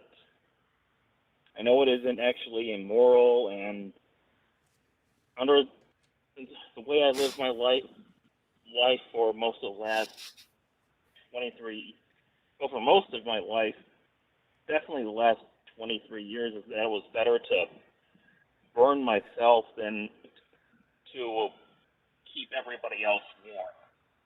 But ever since I started HRT, I just can't live that way anymore. Yeah. No, I think that makes perfect sense. I think that's a pretty normal trajectory for people to be, starting transition and feeling like they really need to come out to their close family and loved ones. I mean, if you don't have people who are close to you, the people who you are the most closest to because they're your family, most people are going to want to be able to be completely open with those people in their life. So it makes perfect sense that you're feeling like pressure to do it. Yeah, I think I'm not sure if we have much more advice. I mean, like, you don't have to if you don't want to, like Katie said, and I think making it a big ordeal can make it sometimes harder for you to actually commit to doing it. But it's gonna happen eventually. They're gonna find out eventually, whether you tell them or not. And yeah, I think just mostly do it on what feels right for you, not like because you feel like you have to tell them necessarily. But if you're like really itching to do it, like, go for it. Yeah, well, like I said, they're just getting an email. I don't trust them enough to do it in person, and my older brother is trans, and my mom's reaction to him coming out was frankly one of the most disgusting displays of selfishness I've ever seen. In that case, I think going the email method is totally legit. You don't owe them any more than that, and if that's what you want, I think makes it a lot easier on you, because any blowback that they have isn't going to come right away, right? You can like, well, now I can go decompress for the night and see what they said in the morning or something. Oh yeah, I'm blocking or redirecting any emails and text messages from the four of them for the next 3 days. That's why I'm doing it on a Thursday. Yeah. Well, I hope that works out for you. And after it happens, if you want to call back and be like, that was the worst thing ever, I shouldn't have done it that way, why did you guys let me do it that way? Call and tell us. And if it goes better than you thought, we'd like to hear that too. So. Oh, don't worry. I won't blame you. I'm perfectly capable of blaming myself. I was mostly kidding, but I appreciate that. Yeah, I mean, best of luck, Larry. It's a difficult, coming out is hard. I will say coming out, I still have like trauma flashbacks to when I was planning to come out, because it is extremely emotionally tense to do with your loved ones, potentially risking those relationships. So I appreciate how difficult it is. All right. Well, Good I luck. hope it's one of those things where the anticipation is worse than the actual action. I think that's probably going to be the case. With that said, we got to get to 3 more callers, Larry, so I'm going to have to let you go, but thank you for calling in, and I hope it goes well. Yep. Yeah, thank you. Bye. Thanks, bye. So just quickly before we move on, I just had a little look up about this eye color thing. there are anecdotal reports of trans people who say that eye color's changed a bit. I also found something that said eye color doesn't change from like brown to blue or green or whatever, but it can darken or lighten based on melanin, which is affected by pregnancy when hormone levels change. So your eye colors can darken or lighten. So that's is possibly related to estrogen and or progesterone. And also that estrogen and progesterone can affect your sight, and how the light enters your eye, because there are estrogen receptors there, and also it affects the oils you produce in your eyes, which affect how your eyes work, and affects the elasticity of the muscles in your eyes. So eyes are sexually dimorphic and are controlled by hormones. So that's interesting. Oh, and also I think eye color is affected by hormone levels in the womb. So women are more likely to have blue and green eyes than men. So so you've got biologically male eyes and I have biologically female eyes. Get wrecked. I have always but yes, had, it was interesting. And well, like my mom and her mom, we all have like dark, like almost black eyes, super dark brown. So male eyes, yeah, male eyes. There you go. All right. So sorry, I know it's a lot later for you, and we are at the 90-minute mark, but there's 3 more callers who've been waiting. Well, how are you feeling? I would like to take them. Do enough one and see how we feel. Okay, Do enough one and see how we feel. All right, let's take Vania. Hopefully that's right, or Vania in Serbia. Pronouns are she, her. Cool. You are live on Transatlantic. What would you like to talk about? And thanks for waiting. You're welcome. I was listening the whole time. My name is Vanya. That's how you pronounce it in Serbian. Vanya. Got it. I'm from Serbia, yeah. I'm a trans woman. My pronouns are she and her. And I apologize in advance of my not so native speaking abilities. So if I make grammatical mistakes, etc. Okay, but I'm just saying in advance, if I make some grammatical mistakes, that's because I'm not a native.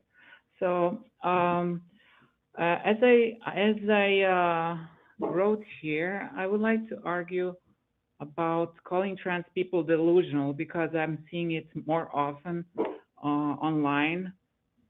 So calling trans people delusional in their gender identity, and I would like to argue that is the same thing as calling LGBT people delusional in their sexual identity, and it's just a bad argument to make. The reason why I'm like so fed up with this argument is because, as I said, I'm seeing it more often lately, and especially from some people that I used to consider like good thinkers, like Richard Dawkins, etc. And he turned out to be a real transphobic,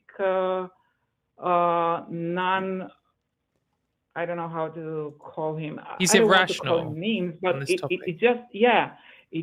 he uses such a bad argument to make about trans people. And one argument that people that he's speaking to about trans issues, they're using, and he's just agreeing with that, is argument about like that's just in their minds, they're delusional. Should we believe people when they say that they feel like a woman or a man, considering if depending if they're trans woman or trans men? Should we believe them just because they're saying so? I mean, my argument is like, how would you believe a person that say I'm a gay man or I'm a lesbian woman? How would you believe them by just saying that? It's also in their mind completely. Their sexuality is in their mind, and if you want to argue about anatomy of their body, if they should be gay or lesbian, then it's a completely the same argument by saying, no, that's not a trans woman, it's a man, obviously, because he has a manlish body.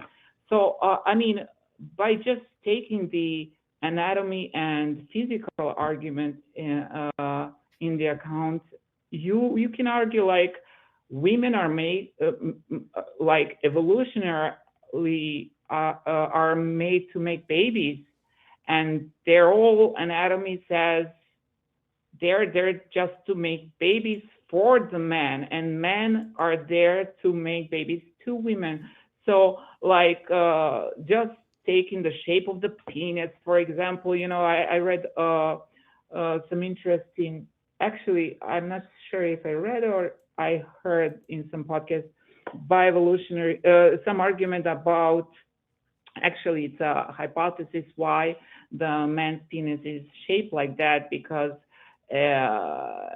he found out that it's most probably because it's shaped like a pump to pump out the sperm of the competitive sperm of the women's vaginas, because that's gonna give him advantage in giving his semen to that woman, and etc. You understand the argument? Yeah, So I've heard. Yeah, if you just go by that anatomy argument, then the whole sexuality is also flawed. Like, you cannot say, I believe gay men that they are attracted to men, because it's not quote unquote normal for gay guys to be attracted to to another guy, because their whole body says that he should be there just to make babies to women. Yeah. So for me, not believing trans people that they're in their mind and in how they feel inside themselves, that they're who they say they are, is the same by not believing gay people that or bisexual people in their sexuality when they say they feel attracted to people of the same sex.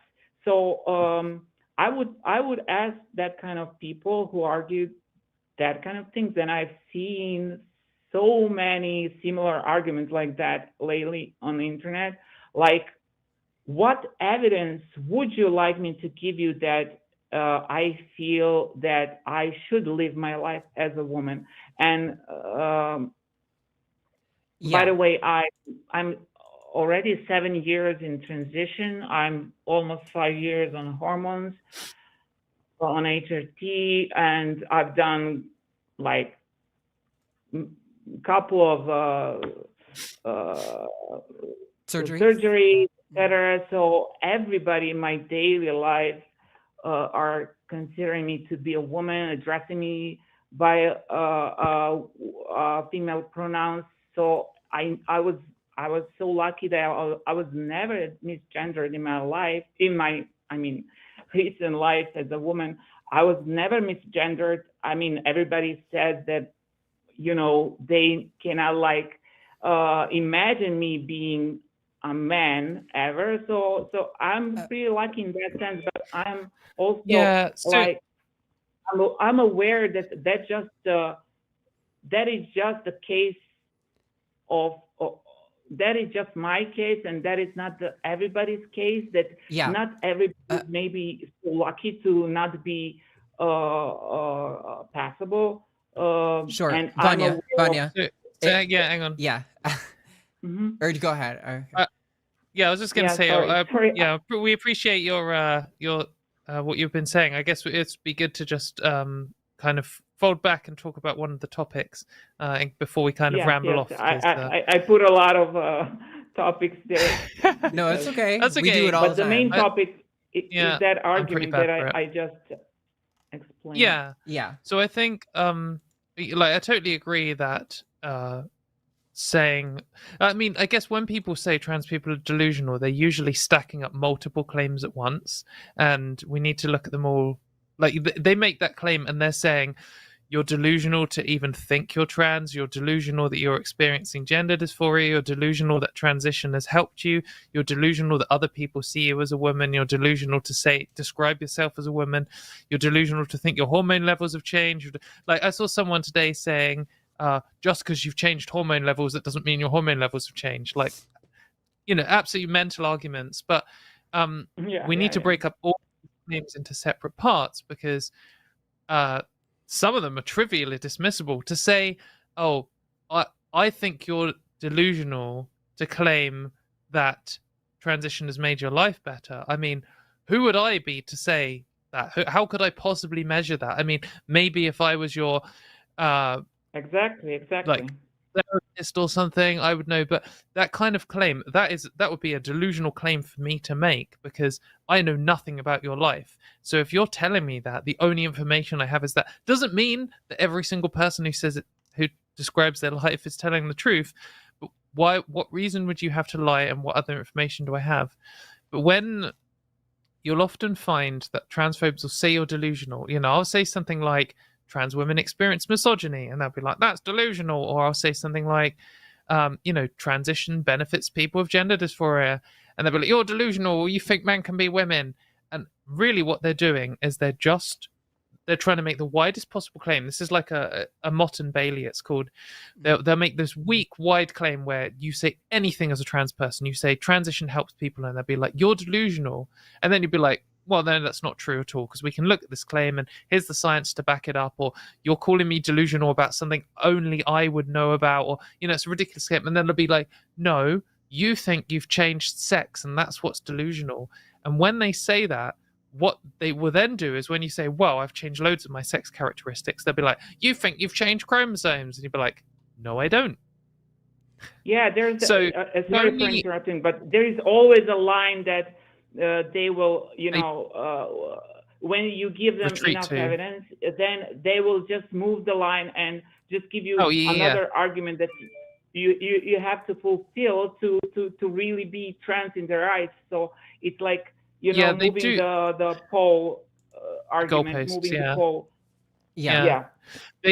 And I think that, to liken this to, gay people's view of their own sexuality.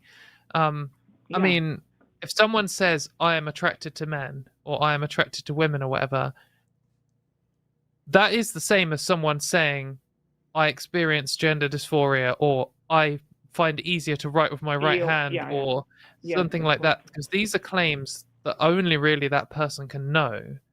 And they could be mistaken, or they could be lying, but there's just no reason to assume that unless you're politically motivated to want to assume that. Right. And I guess the counter argument to me saying those things are the same is that then a gender critical person would then do this Mott and Bailey, and they'd be like, no, I'm calling you delusional because you think men are women, because you think you've changed chromosomes. And the reality is, I don't think I've changed chromosomes. No trans person does. That is them doing this rubbish straw man Mott and Bailey argument, where they're trying to call everything about trans people delusional, and when you point out that everything they're saying is nonsense, they back off, and then they pick some fake point that no one's making and try and claim you're saying that. Exactly. Yeah, total nonsense. Yeah, I definitely relate to... it seems like nothing is enough for them to really believe you, like that your feelings are genuine. So it's almost like it's frustrating to even start to argue with that kind of people, because, and I know that because I live in a pretty much still homophobic country, and in my country they still think that homosexuality is not most people, but many people still think that homosexuality is not real, that it's just a thing that people are doing to be popular, or because they're perverted, or it's not normal, it's sick, it's etc. etc. So homosexuality in my country is still not totally seen as an option in human sexuality, and I feel that the same thing is true about transgender issues, only that it's still a new thing, not new thing in historical sense, but it's a new thing that it's often in media. It's kind of like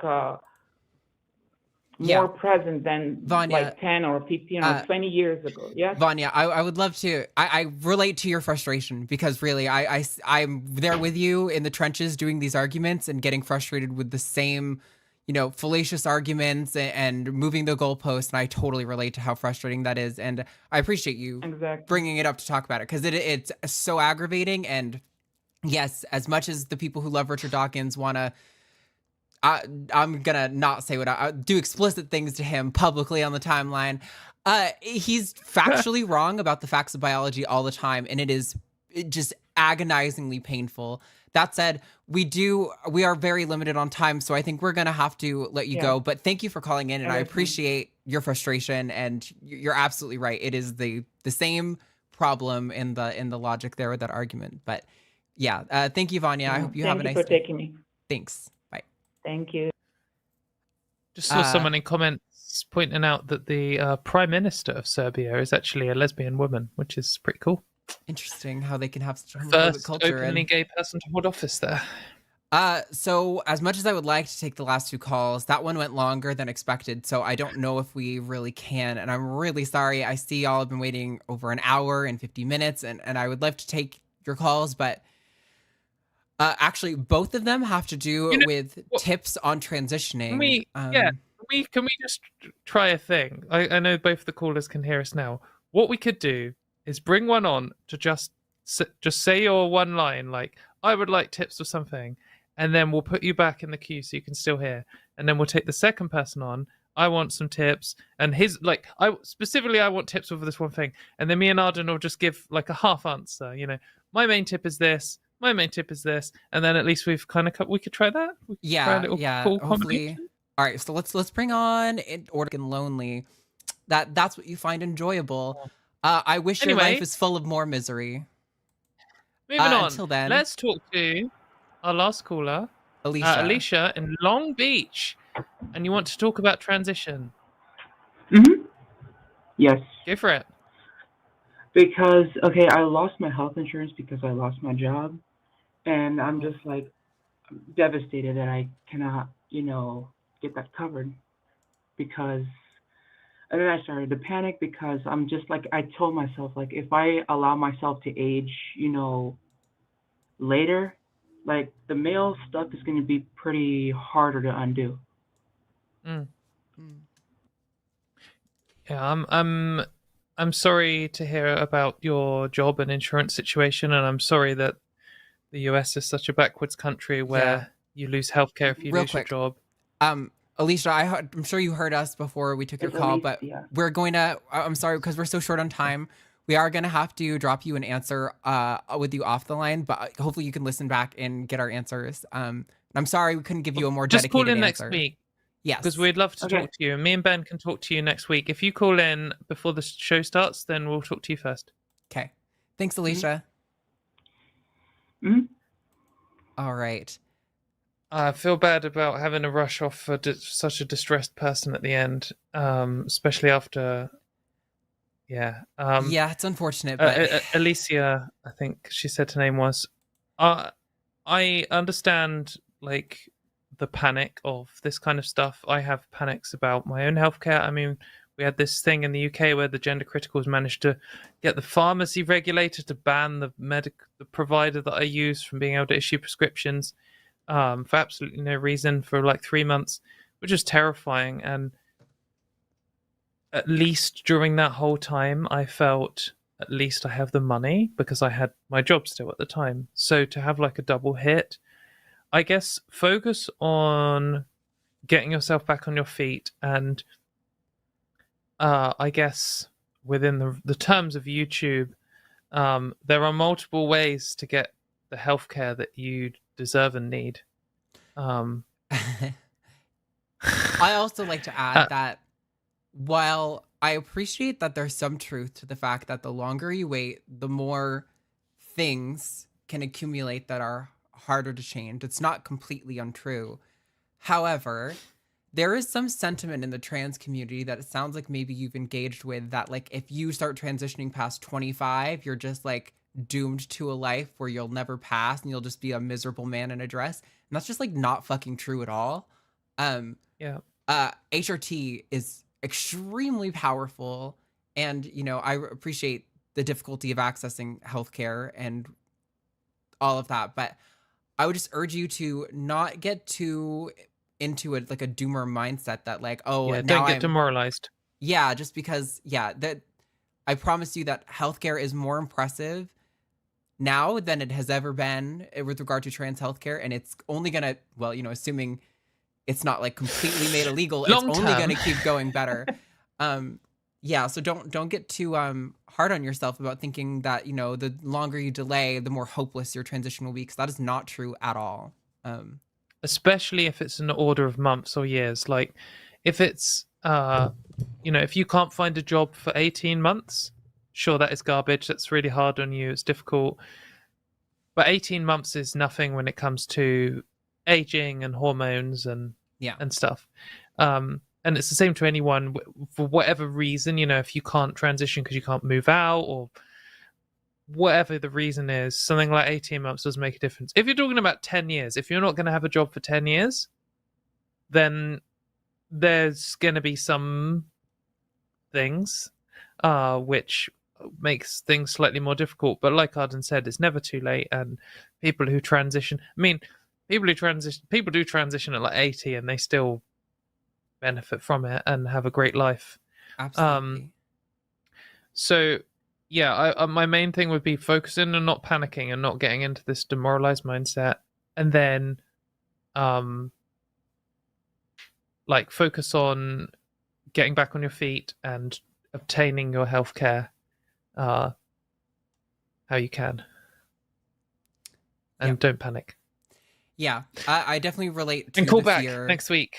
Yeah, definitely call back next week, and I think we both understand where the fear is coming from, but yeah, don't lose hope at all. All right, we've got super chats coming in here. This one's for me. I'm gonna start reading this one because it's already starting off on a really good note. $4.99 from Seven Lions. Gotta show the love for my two favorite hosts, but especially #Team Arden. Thank you so very much. I appreciate it. I forgot. I am coordinating super chats. Sorry, Matt does it when I produce Matt's shows. So when I'm producing, I'm like, oh, I don't have to do anything, right? No, I didn't. £20 from Jackie Greenland. Thank you very much. Just about to present a tech conference in Arizona, so can't watch live, but agree on no one in the real world caring. Got nothing from love. I guess that meant nothing but love. Oh no, nothing from love from 1,000 people from mainly the US. I guess nothing but love from thousands of people from the US. Back to home team this week. #Team Katy. Thanks, Jackie. Yeah, I definitely would agree. It is purely a gender critical thing. When I go out into the real world,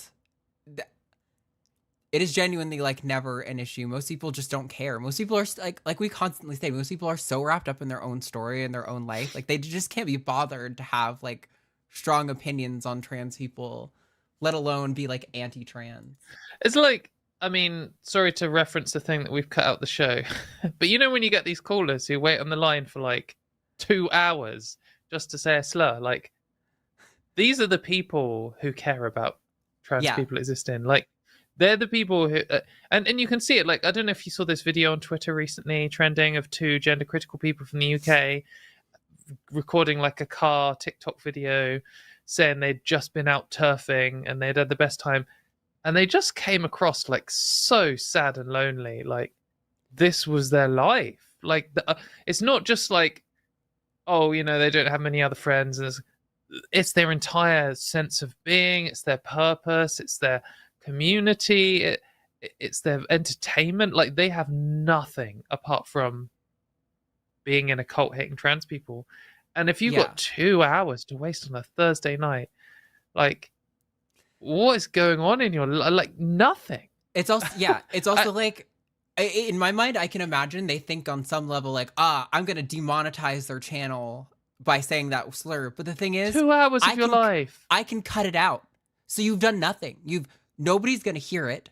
It's not going to demonetize us. And you wasted 2 hours of your life and nobody here I'm not gonna say we don't care that a slur was said. Obviously we object to that. But like I hear slurs all the time. You haven't affected me emotionally. Like, I'm not like, oh, he Yeah. said a slur. I'm really Also, hurt. remember that the slur wasn't directed at us. But Sure, I think sure. that, I think that the point here is most people don't care, and the people who do care have something wrong with them. I mean, Facts. I think it's just a personality deficiency. $5 from Games and Science. Saw a video of Katy shredding, and damn, she shreds harder than Jimmy FH. Don't know who that is. Didn't know that was possible. LOL. Hashtag Team Metalheads. Hashtag Team Katy. Jimmy FH. Don't know. Jimmy. 5 hands. He shreds so hard, it's like he has 5 hands.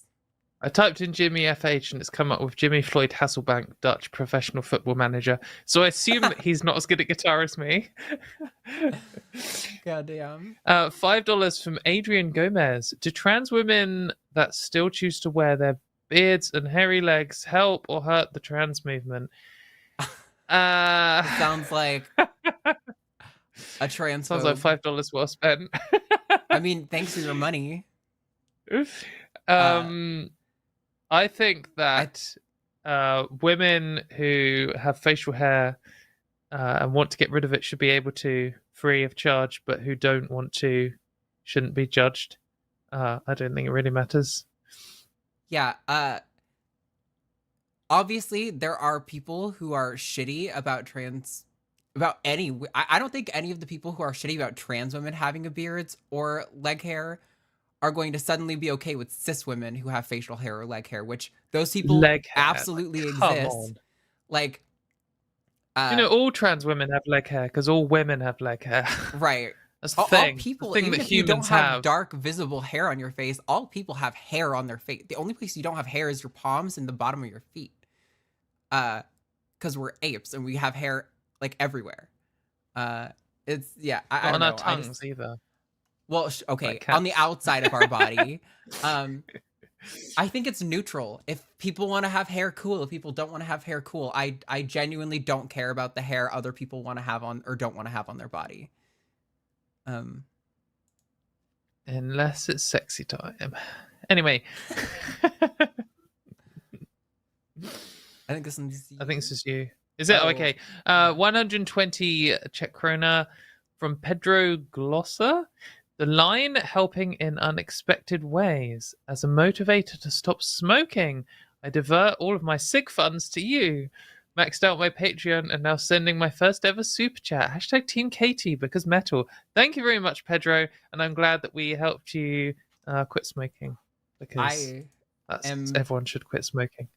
A little flabbergasted as to how we did that, but thanks. I'm glad. Well, you can't spend money on cigarettes if you spend all your money on the lines, so... Then there's another 120 Czech Korunas from Pedro. By the way, my fellow Czech and new Discord bestie, Naresh, says hi and will be super chatting himself next week. He's hashtag Team Arden, though. Thanks, Naresh. Yes, Naresh is a regular donator on this channel. I was going to say we like Naresh here, but we don't like Naresh here. 50 Swedish krona from Puckthollander to Madison. Biological woman does not work in place of cis women because AFAB non-binary exists.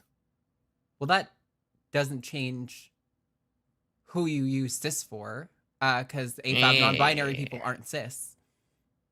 Well, most of the time. I think some of them might self-identify as cis, but generally speaking, they would be it's just because you've got to be able to say the sentence with your new word. If you don't like cis and you want to replace it, you've got to be able to say the sentence trans people and cis people with your new word. And if you say trans people and biological people, it sounds fucking stupid. So that doesn't work. Next.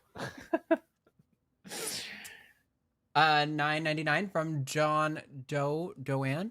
That's probably fucking wrong. Hey, my friends, I do appreciate your work, and I am pretty open-minded, yet I still have to learn about many things. The line continues to open my mind. P.S. Katy, do you like Venom, the black metal gods? Love you.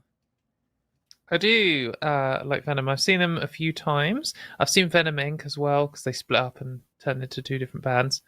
I saw them first in 2008 in France at Hellfest, and they actually played at Metal Days that I was at the other week, but the rain was so bad we didn't make it, which isn't very metal. But like this was like day 14 of festivals, and you have to excuse me for just noobing out. Weak. John, if there's things you still need to learn, you should call in. Because if you are genuinely like, if you are a good faith person who's like, hey, I don't understand these things, or this is a little weird to me, but I support you guys and I want to understand, we will not shred you. I only shred the people who are dishonest assholes who do that, like Pine Creek. Also, if you just want to lay down your soul for the gods rock and roll, then you should call in, basically. That's what we're saying. £5 from Sean Isherwood. Thank you for taking my call. Oh, no nice. problem, Sean. Thank you very much. Thanks for calling in. I'm glad that's Sean. Yeah. I did not make that connection, so thanks. Thanks for the endless maths facts. $5 from Melissa. If you're worried about problems with age, the Delta time, I don't know how I don't know how to interpret that in terms of age. You've been spending too long at high sublight speeds without a warp bubble. Hashtag warp field theory. Hashtag Star Trek. So the Delta time is the like change in time, and basically, man, this is out of my ability to explain, but time doesn't like click forward like a clock across the whole universe. Like there isn't just one constant clock. It's relative. Right. So if you travel faster or slower, like at really high speeds, like 10% the speed of light, then time moves at a different rate for you than someone who's not traveling that fast. Okay. So your age, you would say, oh, I've lived 60 years, and someone would be like, yeah, but you've been gone 100 years, so that doesn't make any sense. That makes sense to me. I see people in chat being like, Delta means change. Yes, I'm not completely inept. It was just the context. Times where on the clock it goes round. it was the integration of a math concept in a joke that I had a hard time processing, but I appreciate maths jokes. Hashtag maths jokes. No, you got since you. $10 from Marsha Everett. Suggestions. Since your viewers may be both for and against you, explain on every show how trans people come to be. I use Veronica Drant's explanation, then take questions. How we came to be? Or like some kind of fable. So there is no coherent scientific theory about how trans people become trans people. So it would seem to me to be an absolute waste of our time to spend every show detailing how trans people become trans people. If you mean our personal stories, yeah. I got bitten by a woman and struck by lightning at the same time, and now I have woman DNA. Woman powers. Woman powers, yeah. That's how it happened. I don't know Veronica Drant's explanation, but I am pretty familiar with the literature enough to know that there is not a single coherent theory that explains how all trans people came to be. Science professor specializing in animal psychology. Cool, I'll look her up. I'm sure she's got some great theories. Hypotheses, I should say. $5 from Marsha. Yeah, oh, sure. Because you. I don't remember. Another 5 from Marsha Everett. I made this up. Oh, I made this up. Plagnit. What? I can't read that. Planet X community. Can you guess what each letter is? What? This is fucking destroying my brain. I'm not even high right now. What is going on? X is across, toppled over, and P is greater than one love. We're all queer. Marsha, I do not understand. I'm really sorry, but I really don't understand. I'm so sorry. This is not making sense. Okay, let's keep going.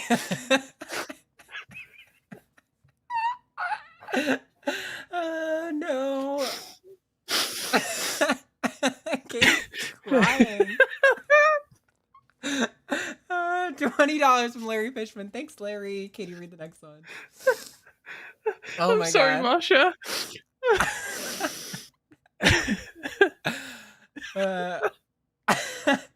I'm not trying to laugh at Marsha. I'm laughing at I could not comprehend that at all. Oh my god. $5 from the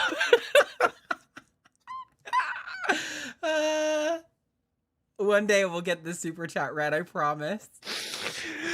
I'm so sorry, Marsha. I wasn't laughing at you. I was laughing at Arden. $5 from the Horsey set. This show is like a beautiful fresco.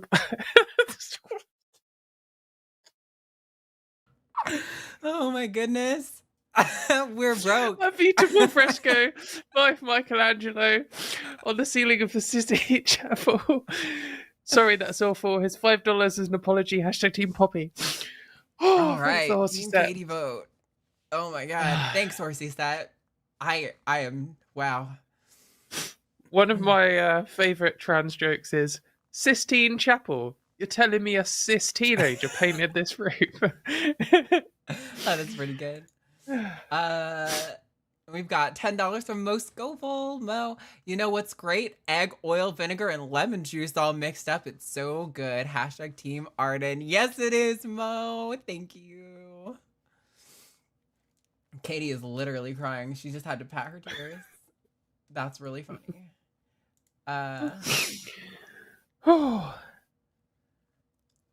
$20 from Larry Fisherman. Thanks for taking my call. Blue eyes are produced through structural details in the surface of the iris, not pigment. Estradiol changes the diffraction index of the vitreous humor, clear jelly on the eye. Ergo deeper color. Oh, that's cool. Sounds like kind of similar to what you were saying, but maybe just more specific or something. I don't know. Yeah. Well, an extra thing that I didn't say, but yeah. 666 from Sanguine Sonder. I answered last week's poll, yes, because a ridiculous question should be answered ridiculously. Welcome back, # Team Katy. Yeah, I see so many people in the responses to our polls being like, this question isn't very serious. And it's like, yeah, they're not intended to be. I'm sorry somebody tricked you into thinking every poll is on the internet is somehow part of a scientific study, but it's not.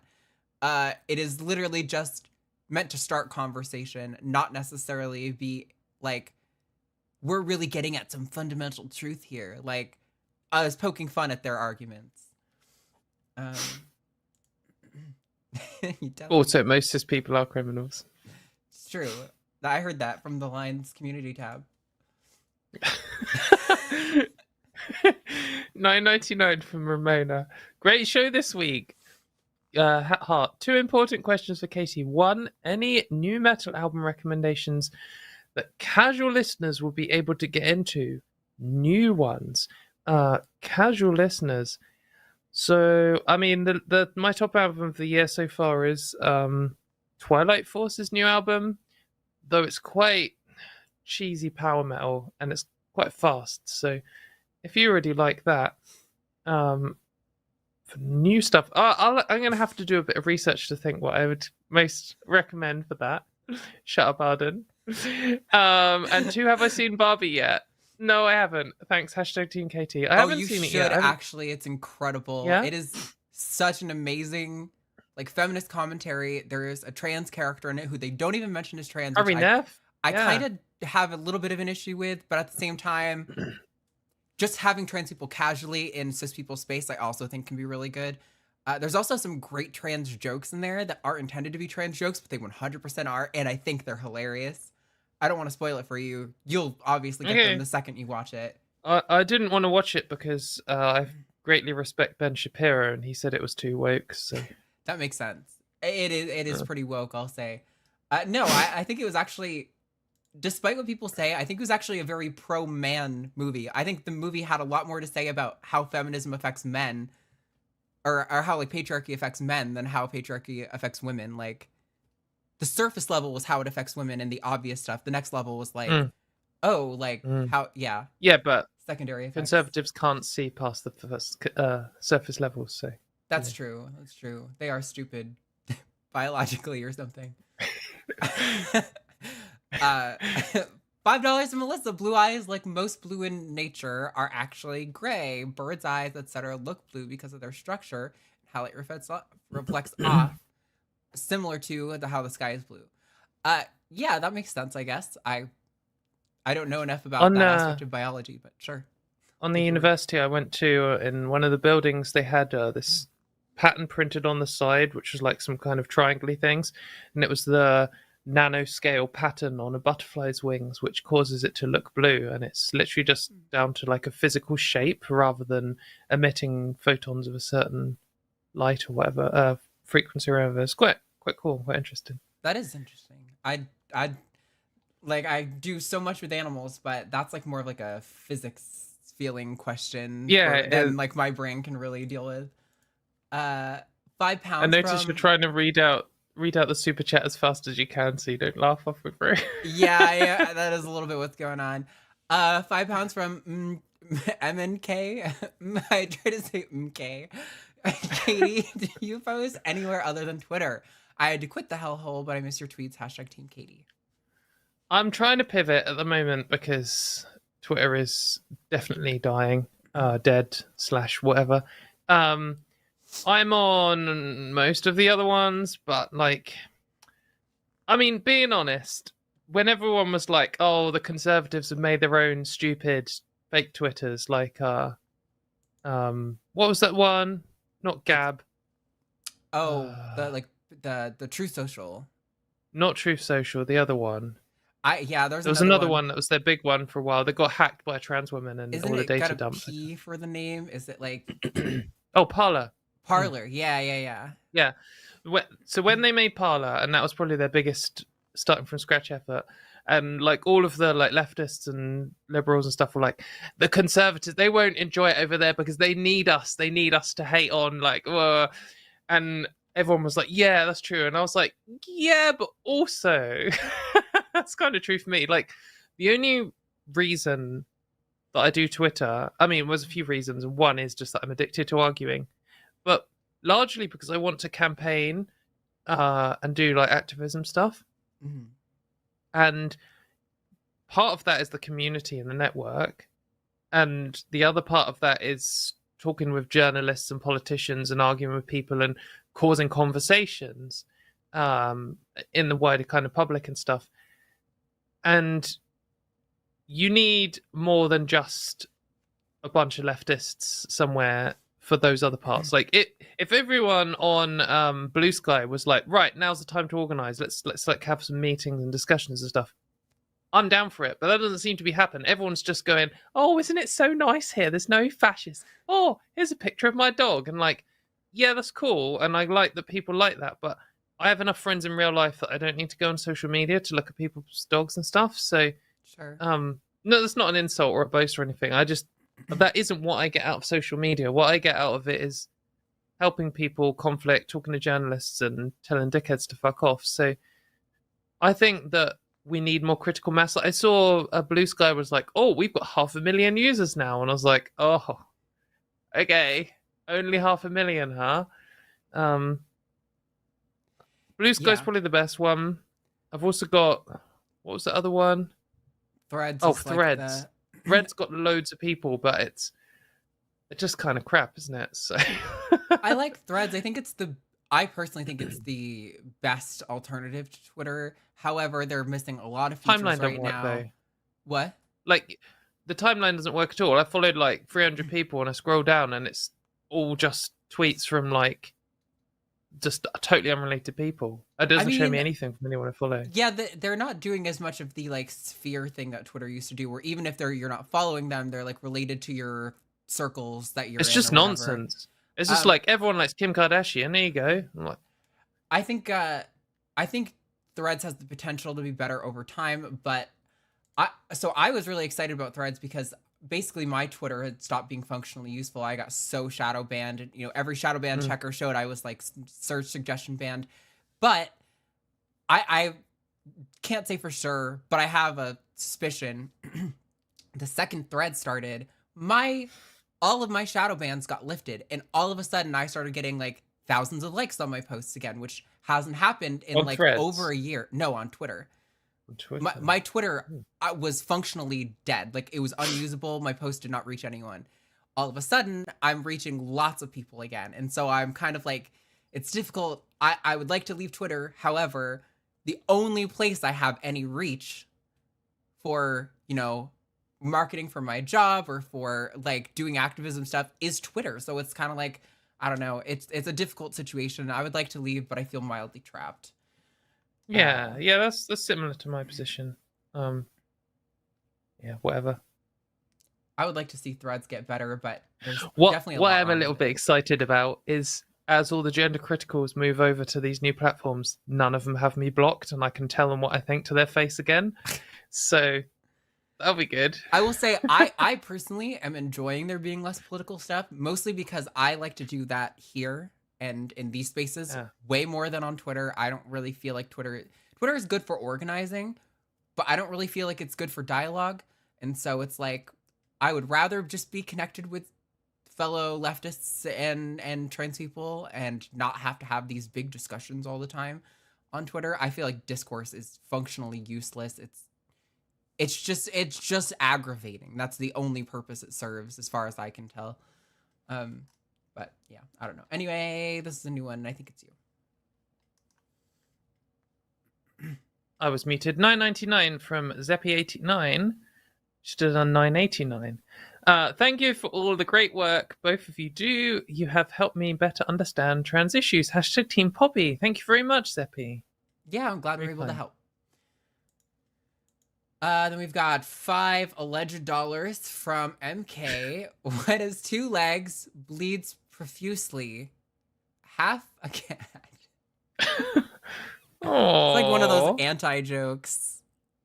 Also, that's not always true because it would be technically possible to cut a cat in half volume-wise without it having any legs in one side. Checkmate. Could you bisect it without it having 2 legs? That doesn't really make sense to me. Yeah, not symmetrically, but in terms of equal volume in each half. Okay. Yeah, I guess so. Anywho, oh, okay, Marsha's back. Hopefully you can elucidate our confusion. I think this one's on you, Katie. Oh, fuck off. Right. You're not allowed to laugh. Poly, lesbian, asexual, gay, non-binary, intersex, binary, bisexual, trans, and atheist. It is pronounced plagnibit. Pronounced X. Oh, I see.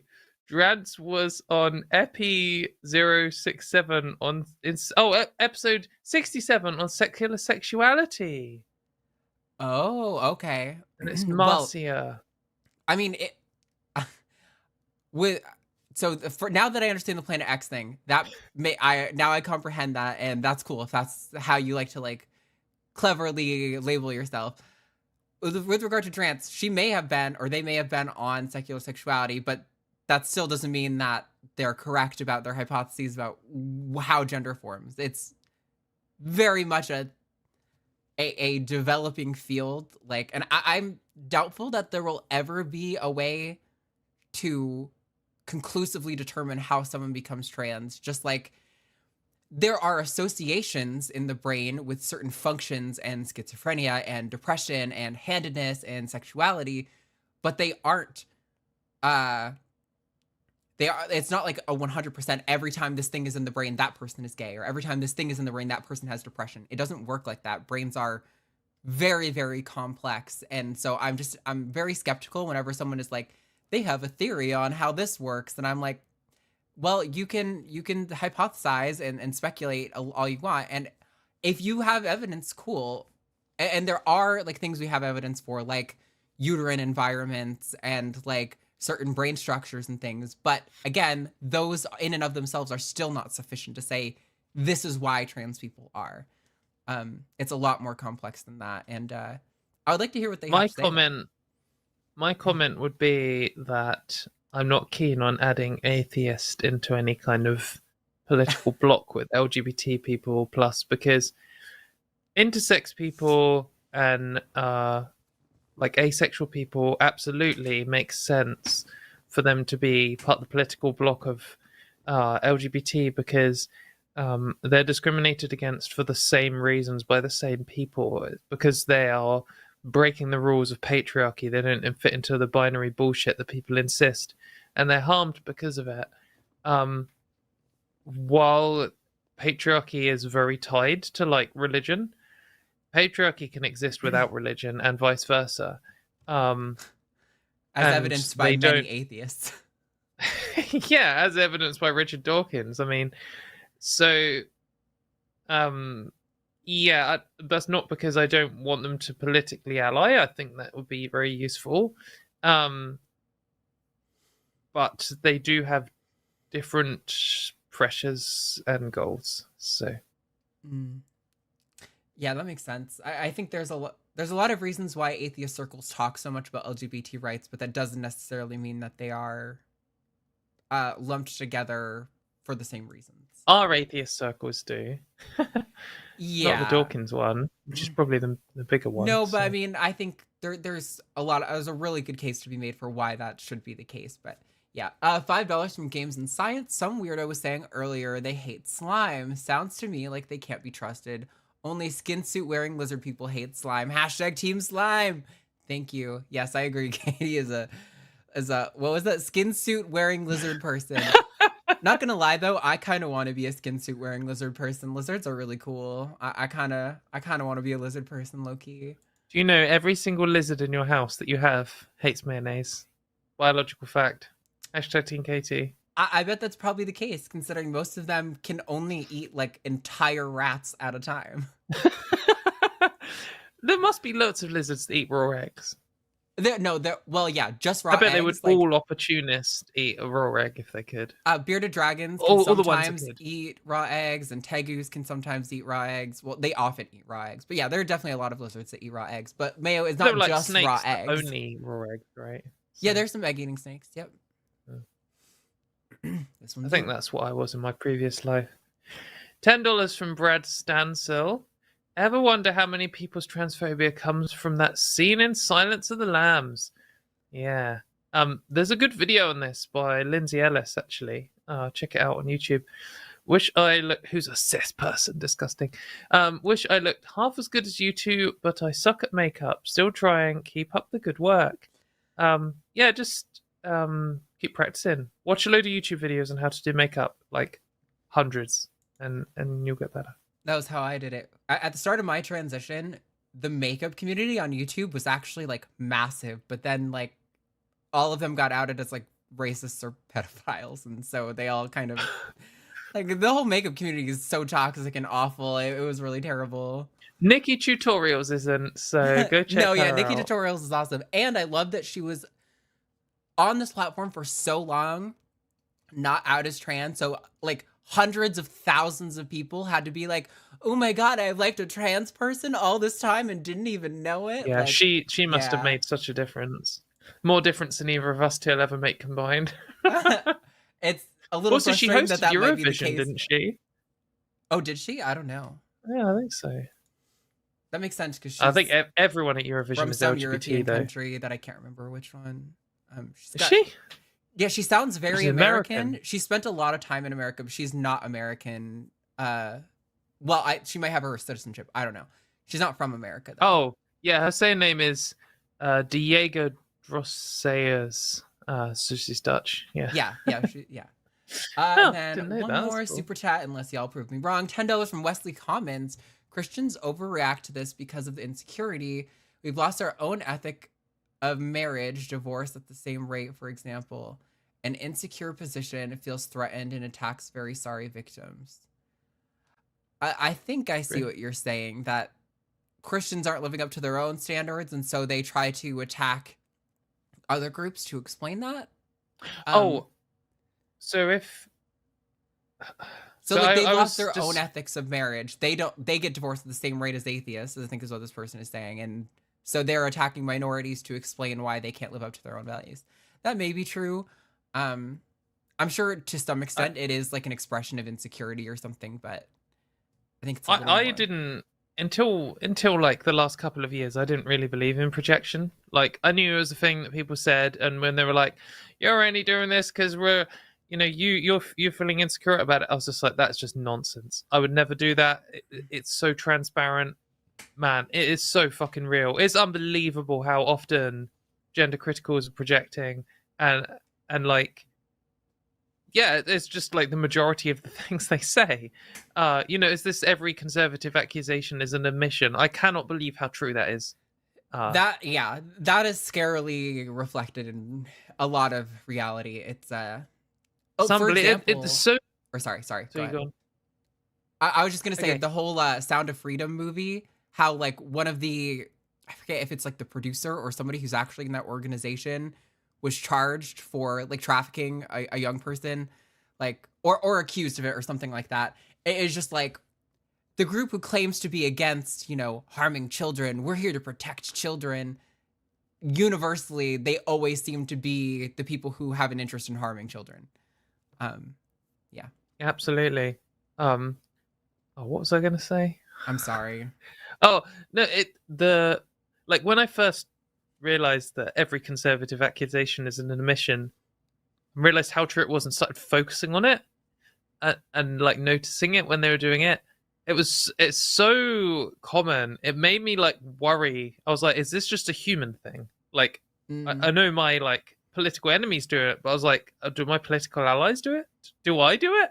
And so I was really like thinking, like, every time I made an accusation, I was like, right, let's step back with a neutral and even an accusatory tone to my own person. Do I do this? And I was like, and I really don't think so. I think it's a conservative thing. It's part of their mindset, like the kind of low empathy mindset. I don't know what it is. I don't know if it's a result of their cognitive dissonance or if it's like an active strategy. It's like that accuse people of what you're guilty of so that they can't accuse you back kind of thing. Or if it's like some innate part of how their brain works. Like, it's just amazing to me. I hope there's research into it because I think it's not a mild thing. It's like overwhelmingly the main part of their behavior. I'm not aware of any research on it, although that doesn't mean it doesn't exist. I do think to some extent you could argue it's a human thing, but it does seem that conservatives and the Protect the Children crowd are uniquely extra bad at this in a particular way. But anyway, that was the last super chat. So why don't we wrap up the show? I want to thank Antonia for call screening. Thank you so much. We really appreciate it. We had some good callers on the line today. I'm sorry again to the callers we didn't really get to give a fair shot to, except for that one. I hope they have a miserable life. And thank you so much to our mods. We've got so many mods in the chat. I see Cookies and Alyssa, and I think I saw Stephanie earlier and Amargan at the beginning of the show. You guys are amazing. And to you, the viewers, without you guys, we would have no show. So thank you so much, and I hope you all tune in next week.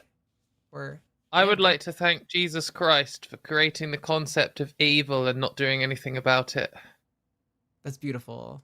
Thank you for adding that. It was really meaningful. Subscribe to patreon.com/calltheline. I don't have the outro queued up, so I'm gonna keep talking to make it seem like this is more seamless than it was. Seamless. This is the most seamless ending. Can they still hear us now? I can't ever remember. Hello. This is what my real voice sounds like. I actually modulated it.